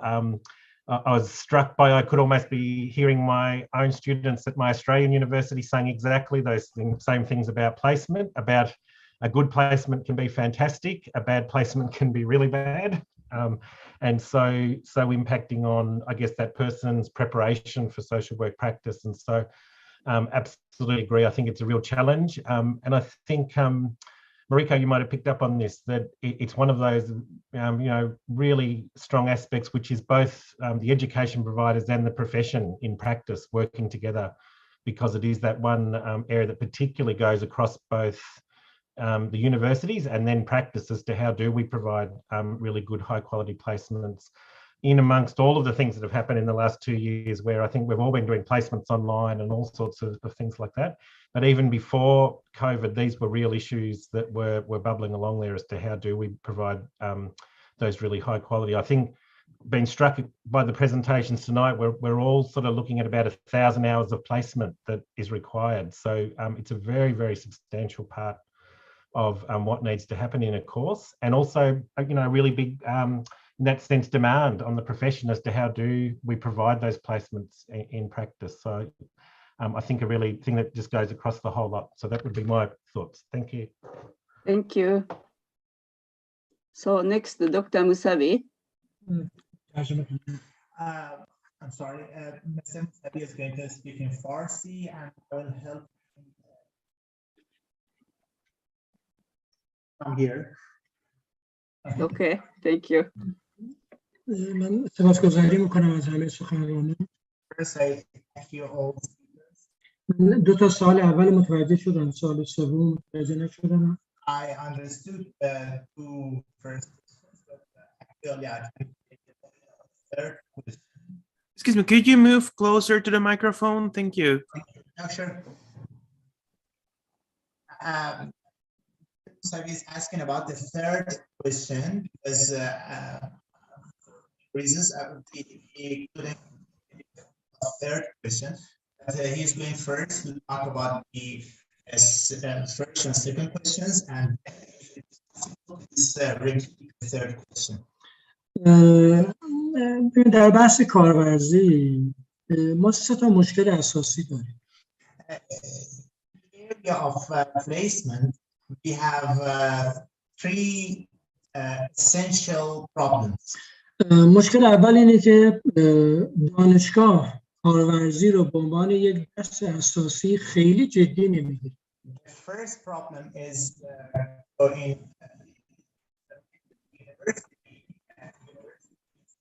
actually take placement really serious as a fundamental part of the course. یکی از وظایف مهم دانشگاه انتخاب در واقع فیلدهای مناسب برای روش‌های مختلف کارورزی دانشجویانه.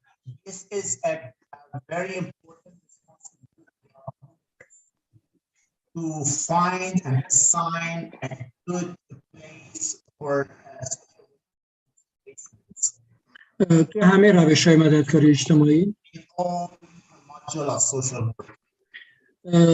مشکل بعدی دانشگاه اینه که سرپرستان قوی، من اعتقاد من اینه، در کارورزی ما باید قوی ترین سرپرستان رو برای دانشجویان انتخاب کنیم. Another problem goes to supervision. I personally believe that we must assign the most. Please speak to the microphone. We use a microphone here.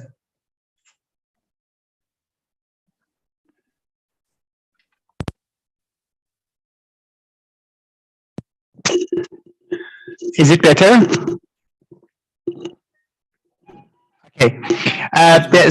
Okay. The second problem goes to the supervision area.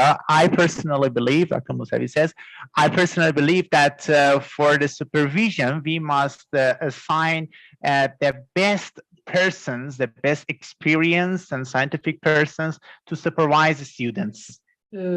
نکته سوم در واقع نوع ارزیابی کارورزی دانشجویان است. من معتقدم ما باید سخت‌ترین شاخص‌ها رو برای گذراندن در دروس کارورزی برای دانشجویان در دانشگاه‌ها تدوین می‌کنیم. And third point is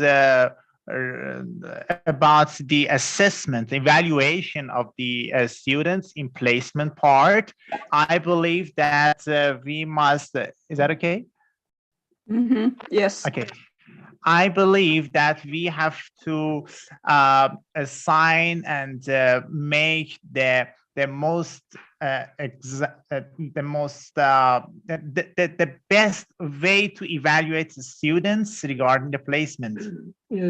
نکته بعدی دانشجویان هستن. دانشجویان هم عمدتاً کارورزی رو به عنوان یه درسی که در واقع میتونن نمره بگیرن، میتونن تفریح بکنن، کارورزی رو به عنوان بهترین فرصت برای تبدیل مبانی نظری در عمل قلمداد نمی‌کنن. And the last part is related to students.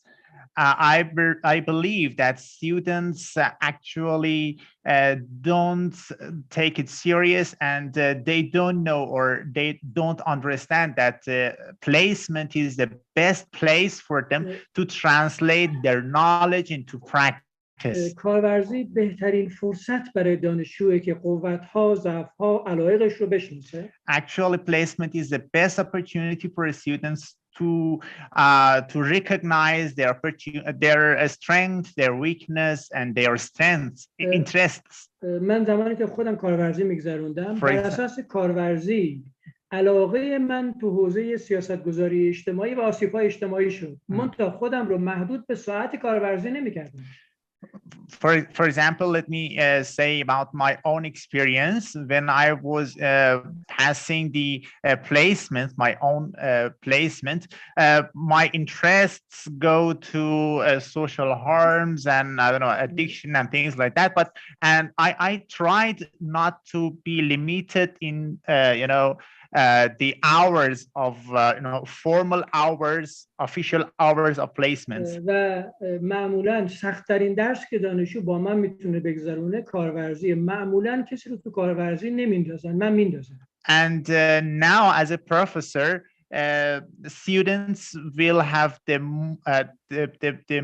most difficult part of their education in placement when they are working with me. It is not usual, not only in Iran, but also in other regions, that placements doesn't have failed, but I had students that failed the placement course when they were working with me. نکته سوم مؤسسات هستن، جاهایی که دانشجو قراره بره کارورزی رو بگذرونه. And also the organizations, the agencies that the students are going to pass the placement. بسیاری از مراکز ارائه کننده خدمات مددکاری اجتماعی خودشون در ارائه خدمات مشکل دارن، نمیتونن فیلد مناسبی برای یادگیری دانشجو باشن.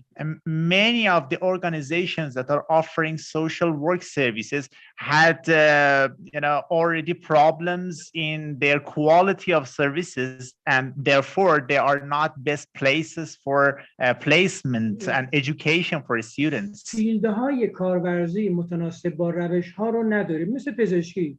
الان در اکثر کشورها مراکز آموزشی پژوهشی وجود داره که دانشجو یاد میگیره چجوری درمان بکنه، چجوری تشخیص بده. ما در حوزه مددکاری اجتماعی رو نداریم. So I can say we lack special and standard places for placement of social work students, just like what doctors and medical students have in Iran, and there are places that is specifically educational hospitals or medical settings for medical students, but we don't have such a place for social workers. مراکز در واقع یه جوری مثلا میخوان همکاری بکنن، میگن بیاید اینجا کارت بزنه باشه تا غروب بره، ولی کار بهش نمیسپارن، کار بهش یاد نمیدن. مراکز وقت برای دانشجو کارورزی نمیذارن. So many of the organizations, the centers that the students are going to do the placements, take it really easy for the students. They just cooperative with them and say just come and say hello and go. will accept it. من دردم راجع به کارورزی خیلی زیاده ولی تا همینجا بسنده میکنم سوال دوم رو پاسخ بدم. I'm going to stop it in this part. Even though I have many things to say, I'm going to this second question. در مورد موانع قانونی. Excuse me. Now more questions are coming, so I think if you could stop here for now. I mean, Dr. Musabi. Okay, thank you.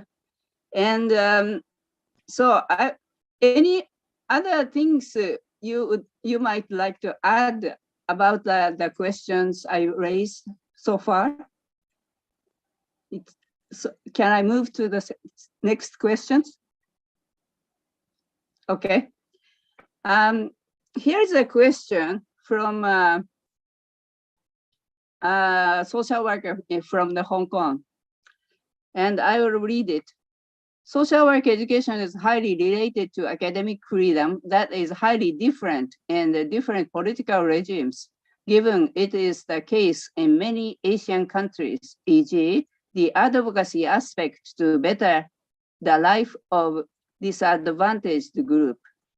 During lecture, it is very important to discuss how government policy shapes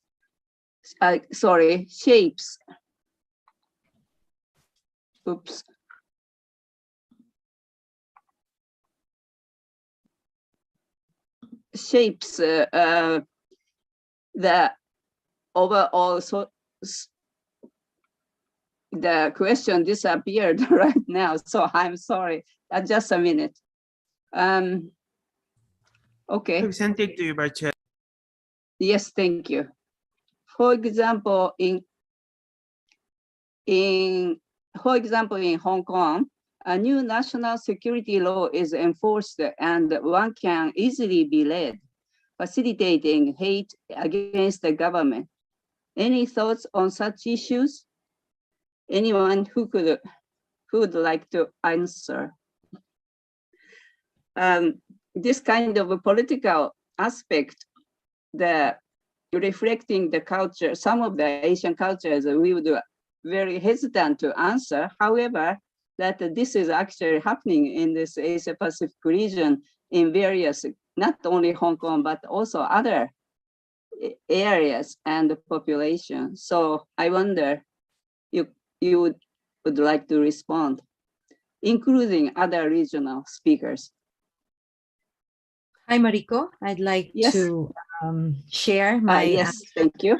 I think one of the things we can never separate any social-political economic issue when we teach social work, because fundamentally social work is a human rights and social justice baseline profession and education. So therefore, when we teach our student, part of it is to be the person in the environment setting, which includes the political setting, the social system, the economic setting, and everything like that, looking into perspective how these political forces interplays and affect the social functioning of the clients that we serve. So therefore, I think our role as educator is to not be threatened with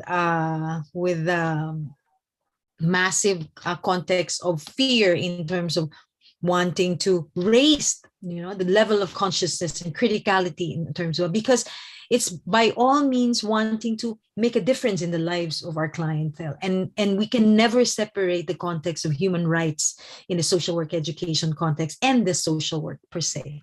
Thank you. Thank you very much.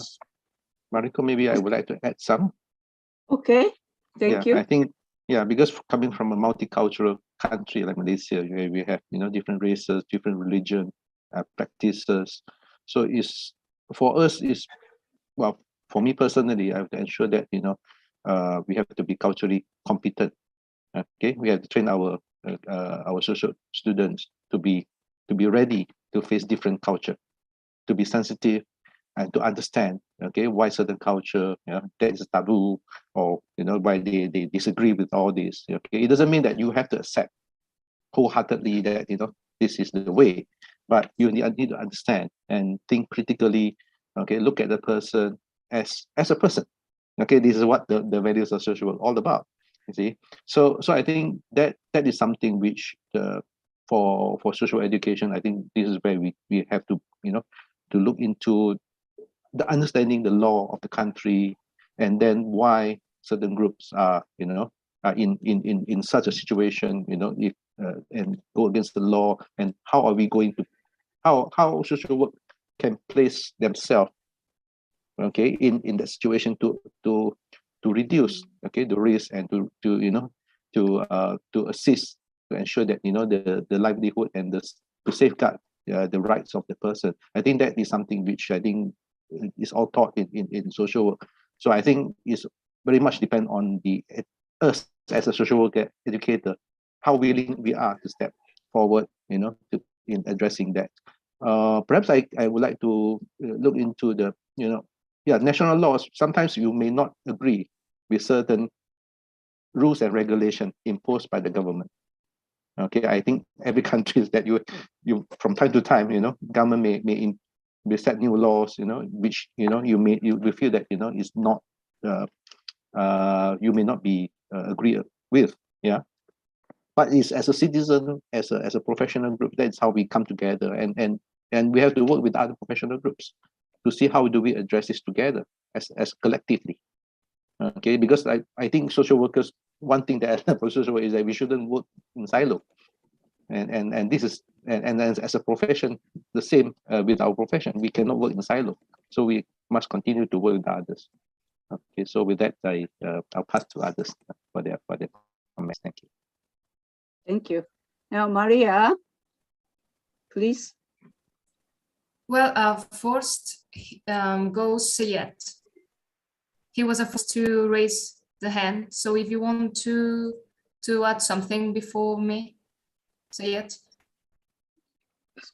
Excuse me, who? It's okay. Okay. Thanks. Thanks so much. I relate to what we are talking about. In Europe, it happens exactly the same with differences between countries. So depending on the country we live, social work is taught in a different way. So for example, in the southern countries like Spain or Italy, Portugal, we are more focused on communitarian view. And in fact, the universities put more focus on this. Political issues are more read with communitarian aspects. And there are differences between universities too. So for example, one university can put more focus on gender, another can put more focus on cooperation, another can put more focus on ethics, but it's so spread that I think that there's a big lack of ethics at the university related with social work. And yes, this is all what I wanted to share with you. Thanks so much. Thank you very much. Now,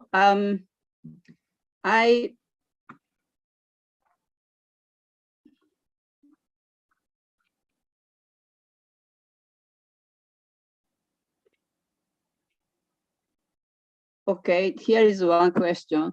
We know social work is really very effective globally in mitigating diverse sociocultural problems, in exception to the developing countries.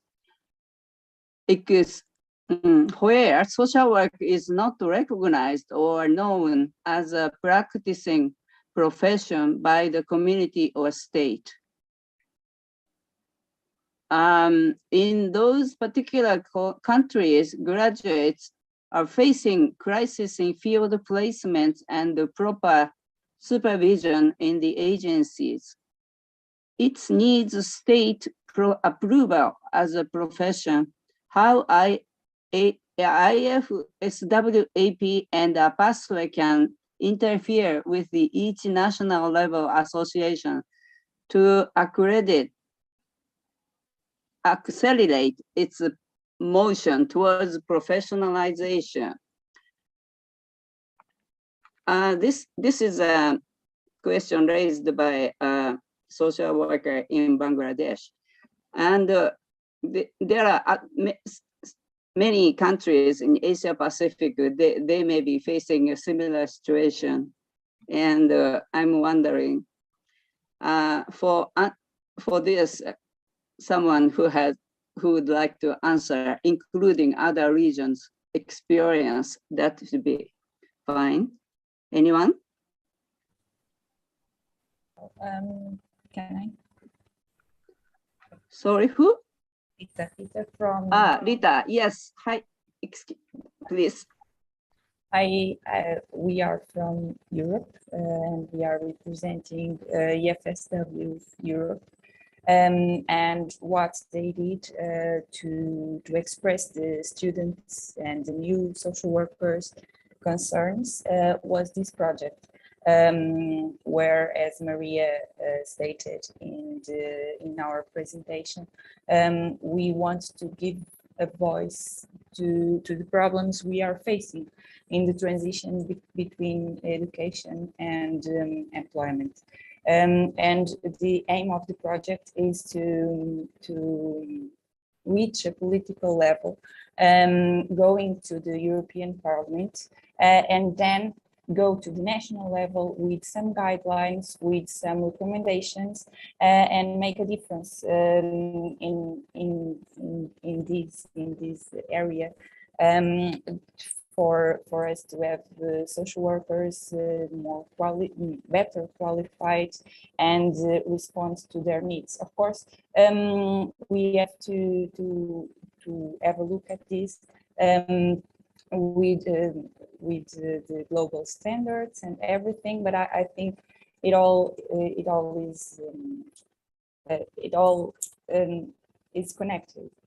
It's not something we are doing that is opposite. That's something we are doing more to see if we can get some results.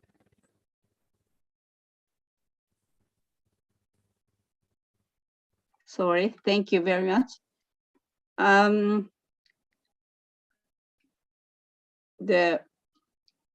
It's related to the previous question about the social worker, how to respond to a political situation. I think that I'd like to share the IFSW is pretty careful about how to respond to this political situation, because some social workers sometimes endanger themselves if IFSW or global, associate federation makes a very clear statement directing to someone. Not the government or some kind of obvious body.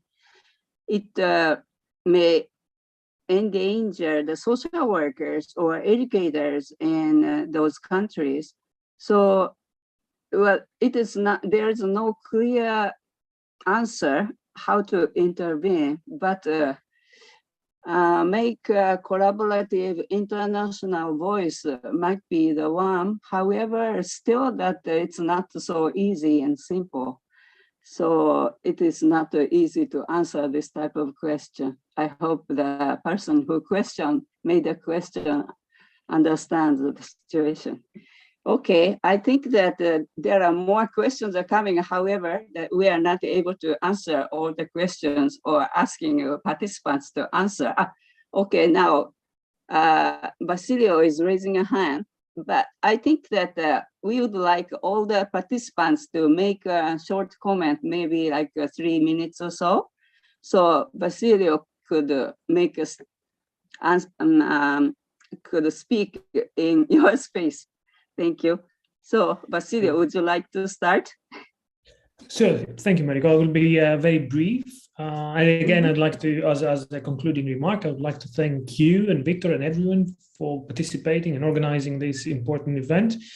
In many respects, this regional event help us test some of the ideas and the presumptions behind the global standards that we do very often check the validity of hypothesis and the outcomes of the consultation. And I think this seminar really confirmed our argument that we need to retain the balance between appreciating the diversity within the profession, while at the same time celebrate the fact that we are a community, right, with a certain identity and the social work approach, which is contested at times, but forms a sense of the community.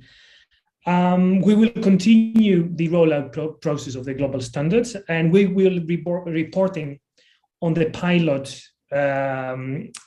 studies soon. We'll be writing concept notes and we'll be circulating those with everyone, so we can share the findings and see how we progress with this work.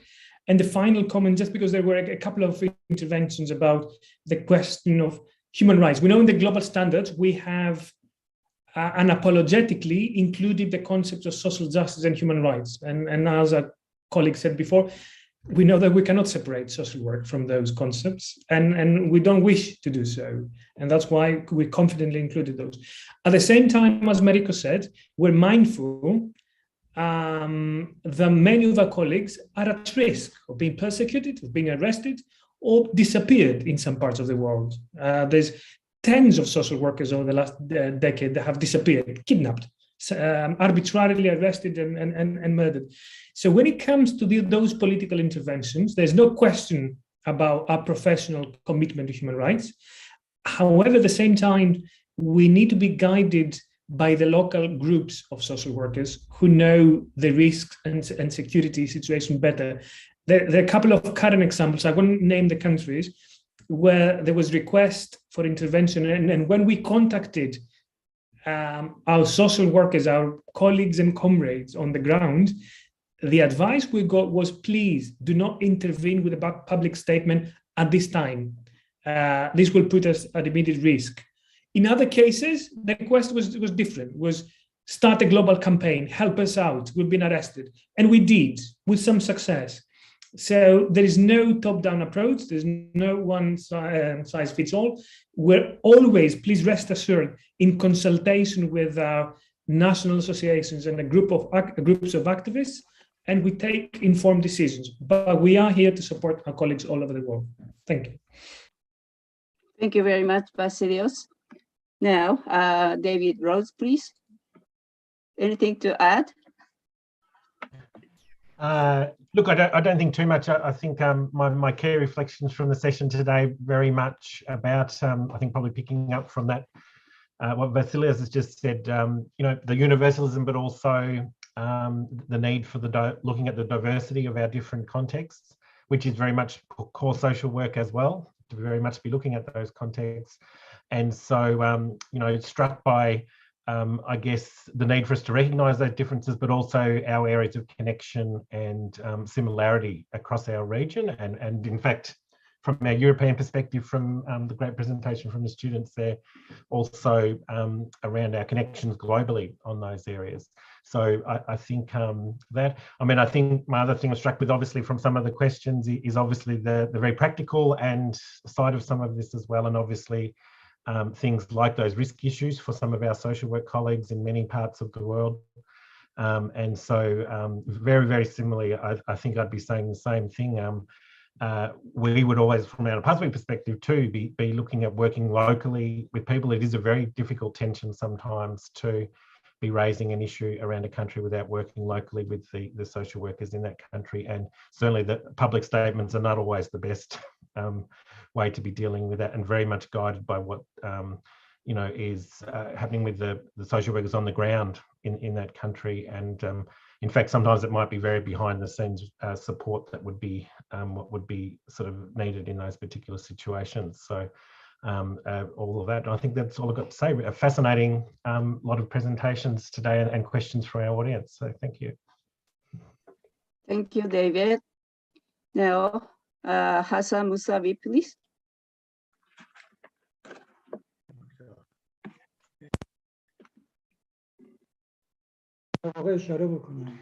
I want to point out some notes. یکی اینکه معمولاً کشورها قوانین خاص خودشون رو دارن. One is that usually governments have their local laws و تابع بیانیه ها یا دستورات و مقررات در واقع فدراسیون های مثل ما نخواهند بود. and they are not necessarily following the statements from the international bodies like IFSW.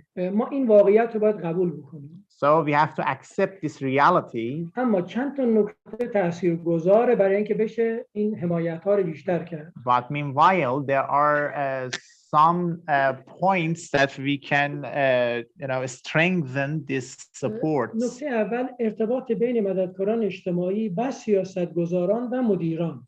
First is the relationship between social workers and people in policy levels. و رسانه ها. And also the media. نکته بعدی خودمون قوی بشیم. The second point is we should try to be strengthened. قوی بشیم بتونیم به نیازهای جامعه پاسخ بدیم، خلاقیت و نوآوری در پاسخگویی داشته باشیم، راه برای ما بیشتر باز میشه. If we become strong, be creative, and we can properly respond the needs of the society, so naturally the way would be paved for us.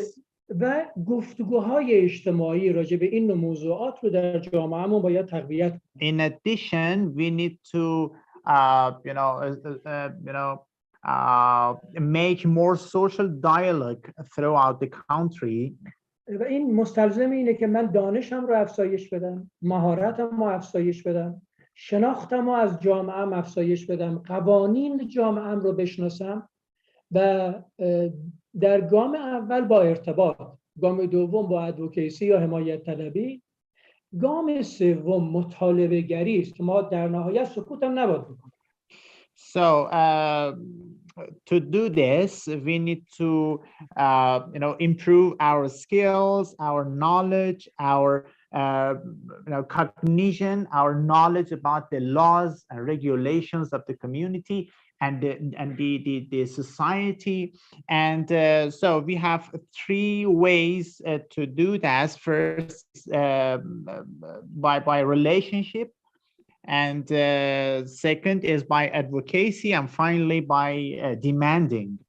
من از این عرضم رو در واقع گفتم رو اینجوری جمع کنم که نکته‌ای که دوست عزیزمون از فیلیپین گفت و اون این بود که از 22,000 خورده‌ای تقریبا 50% صلاحیت حرفه‌ای نمیتونن بگیرن. اینجاست که نقش آموزش و آموزش کیفی و اثر بخش بیش از هر چیزی برای نشان دادن قدرت، توانایی و ظرفیت مددکاران اجتماعی مهم. So to sum up, I just want to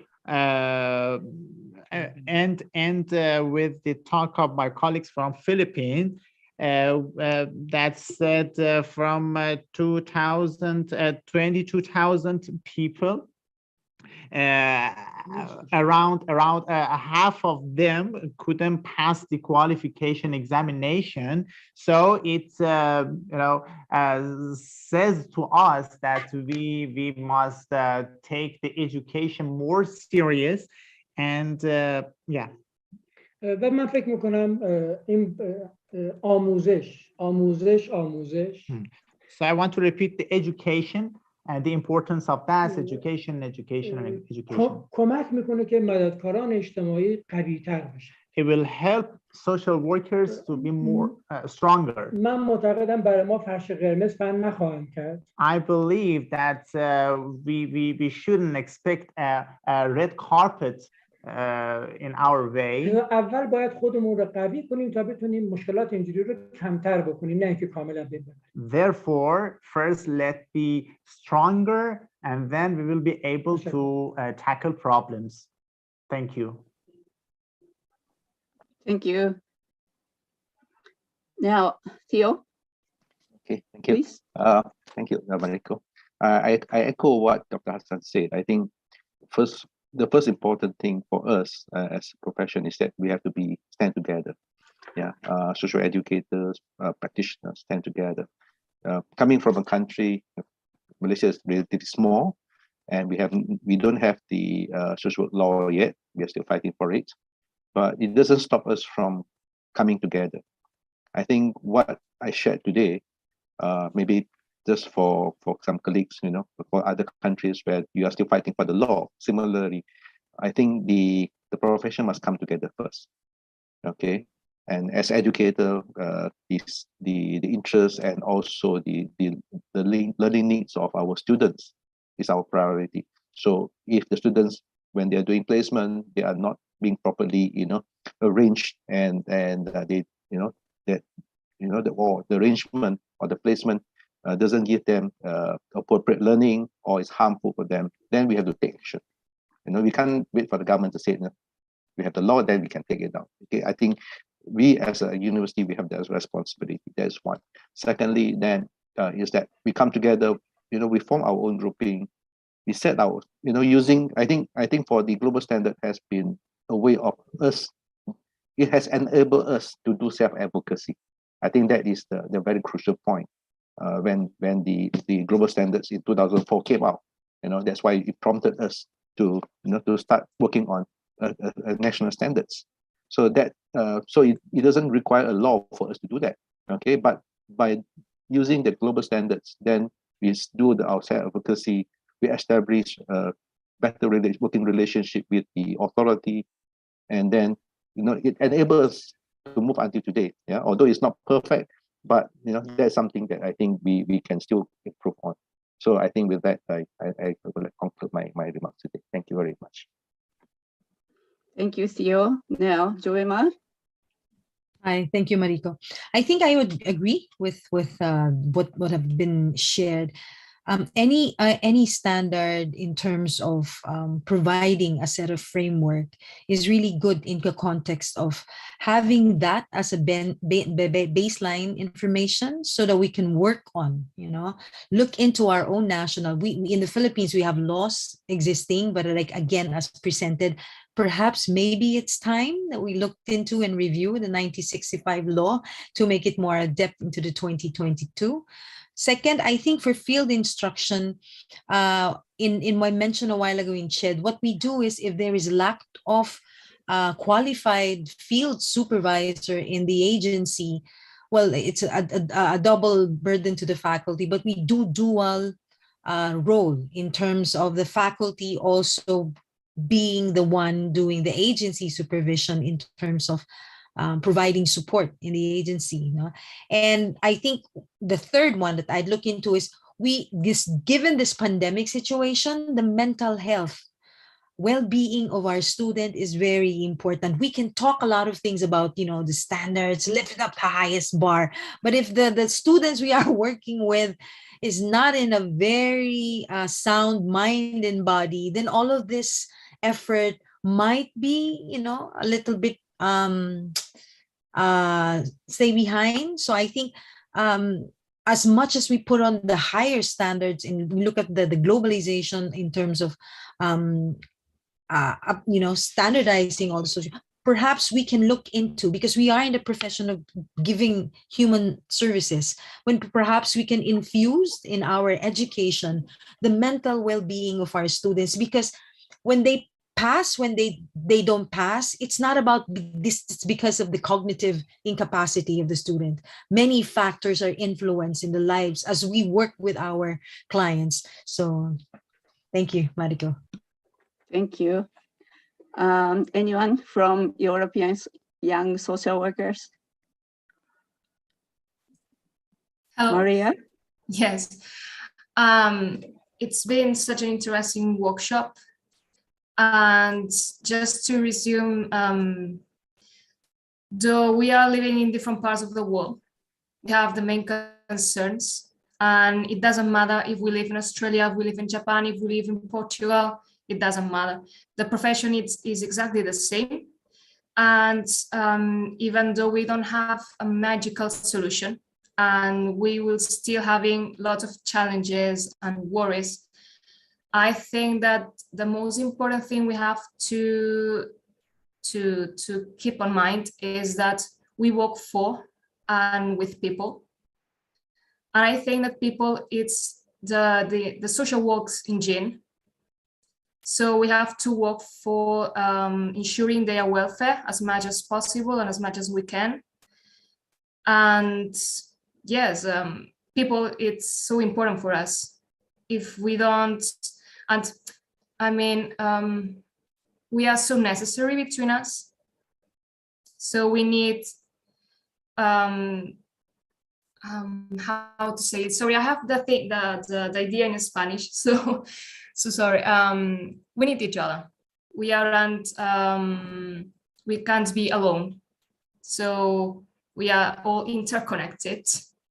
And yeah, thanks so much.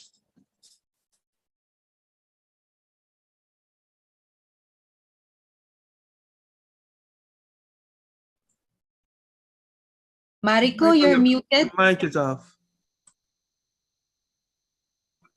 Sorry.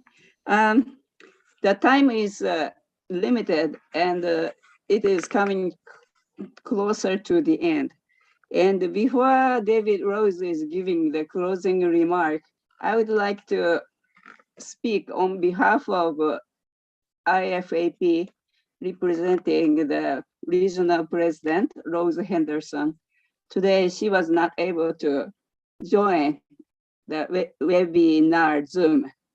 However, she is very much appreciative of the overall discussion, impressed with the rich communication and enthusiasm.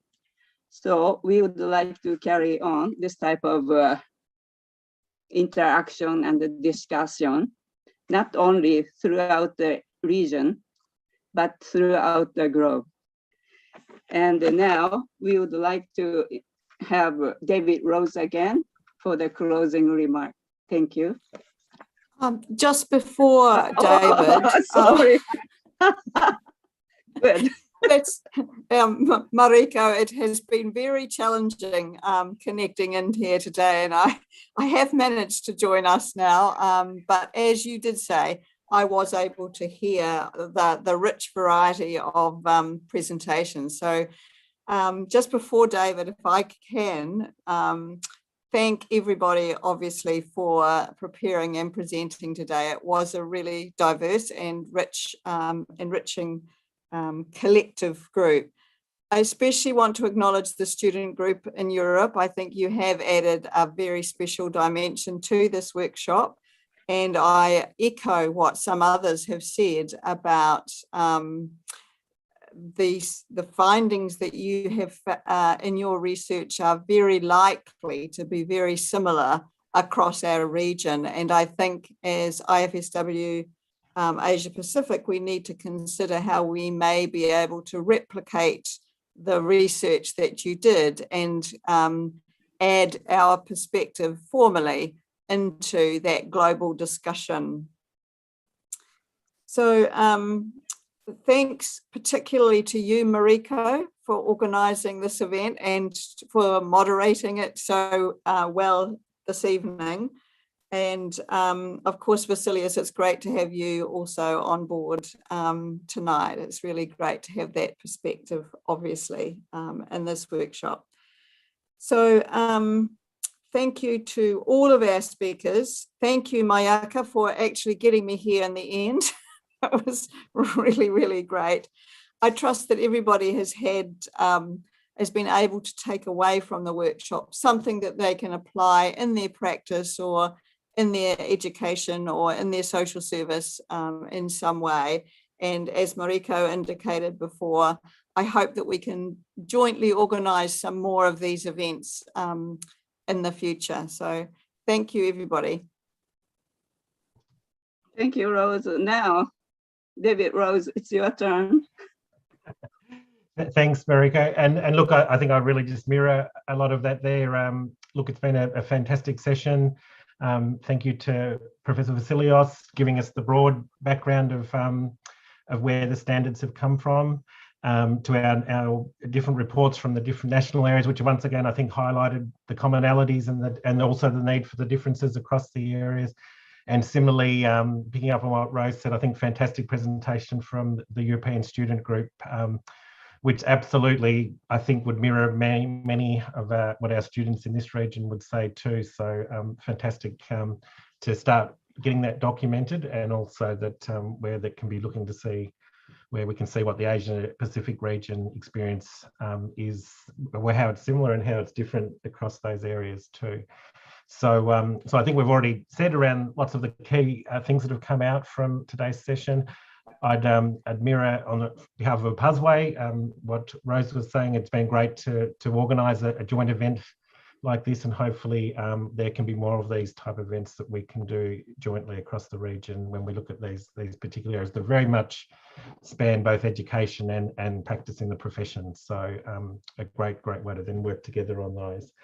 And look, I think finally the other thing I would just like to add, thanks to the various people that have contributed, of course, our presenters, but then also particularly to organising today. And so there's been a lot of work go into that. I've been reflecting all the best laid plans and planning for technology. What we do know from COVID times is you can plan for hours and hours and hours, and Zoom will tend to do strange things to you.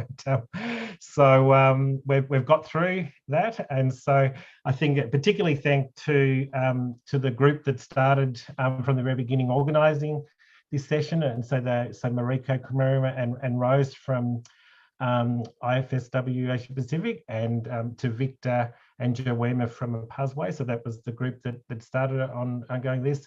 And then I think, as Rosa said, particularly to Mariko, who's kept us going through today and organised everybody to get their presentations to her beforehand in case we needed to have somebody else present them, which is exactly what we've had to do. So good planning there. And also to Victor, who has done all the amazing organisation around getting the participant registrations and keeping us all technically on the background too. I'd like to also particularly acknowledge, where are we here? But Bernard from the IFSW Global Office, who has done all the work around setting up our Zoom session for today, and also for the live feed through the YouTube. And similarly, I think has spent in the background over the last hour lots of time trying to get some of the little glitches that we've had sorted out. So thank you very much, Mayaka. And also to Annette Kiz and Patience Jumbo, who come also through the IFS Global Office, for your great support and being there and also helping us in the background along to get this through to everyone. And I think finally, just to thank all of our participants who have come through, registered and come to the session today, and also for your great questions and contributions and real thoughts for us to also pick up too from this. So thank you to everything. I think also just for me to say good evening or good morning or good day, wherever you are, keep safe. And thank you very much for joining us in this really important discussion we've had today. Thank you. Thank you, Rose. Dr. David Rose, I mean. And I'm so glad that Rose was able to join at the last few minutes. So the workshop is coming to an end. I would like to thank all the guest speakers for your wonderful participation, and thank all the participants, and also the IFSW and APASWay staff, including Victor, who has worked so hard, and Mayaka, and student interns, and Annette Kiss. And thank you very much. I wish you the good night, good afternoon, or good evening, or good morning. And I hope to see you again next time. Thank you very much. Thank you. Thank you.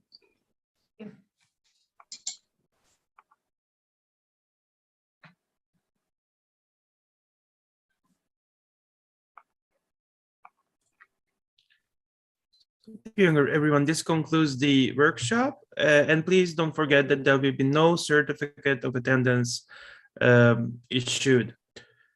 And once again, we apologize for all technical issues that we had, particularly at the beginning. Thank you for listening and joining us.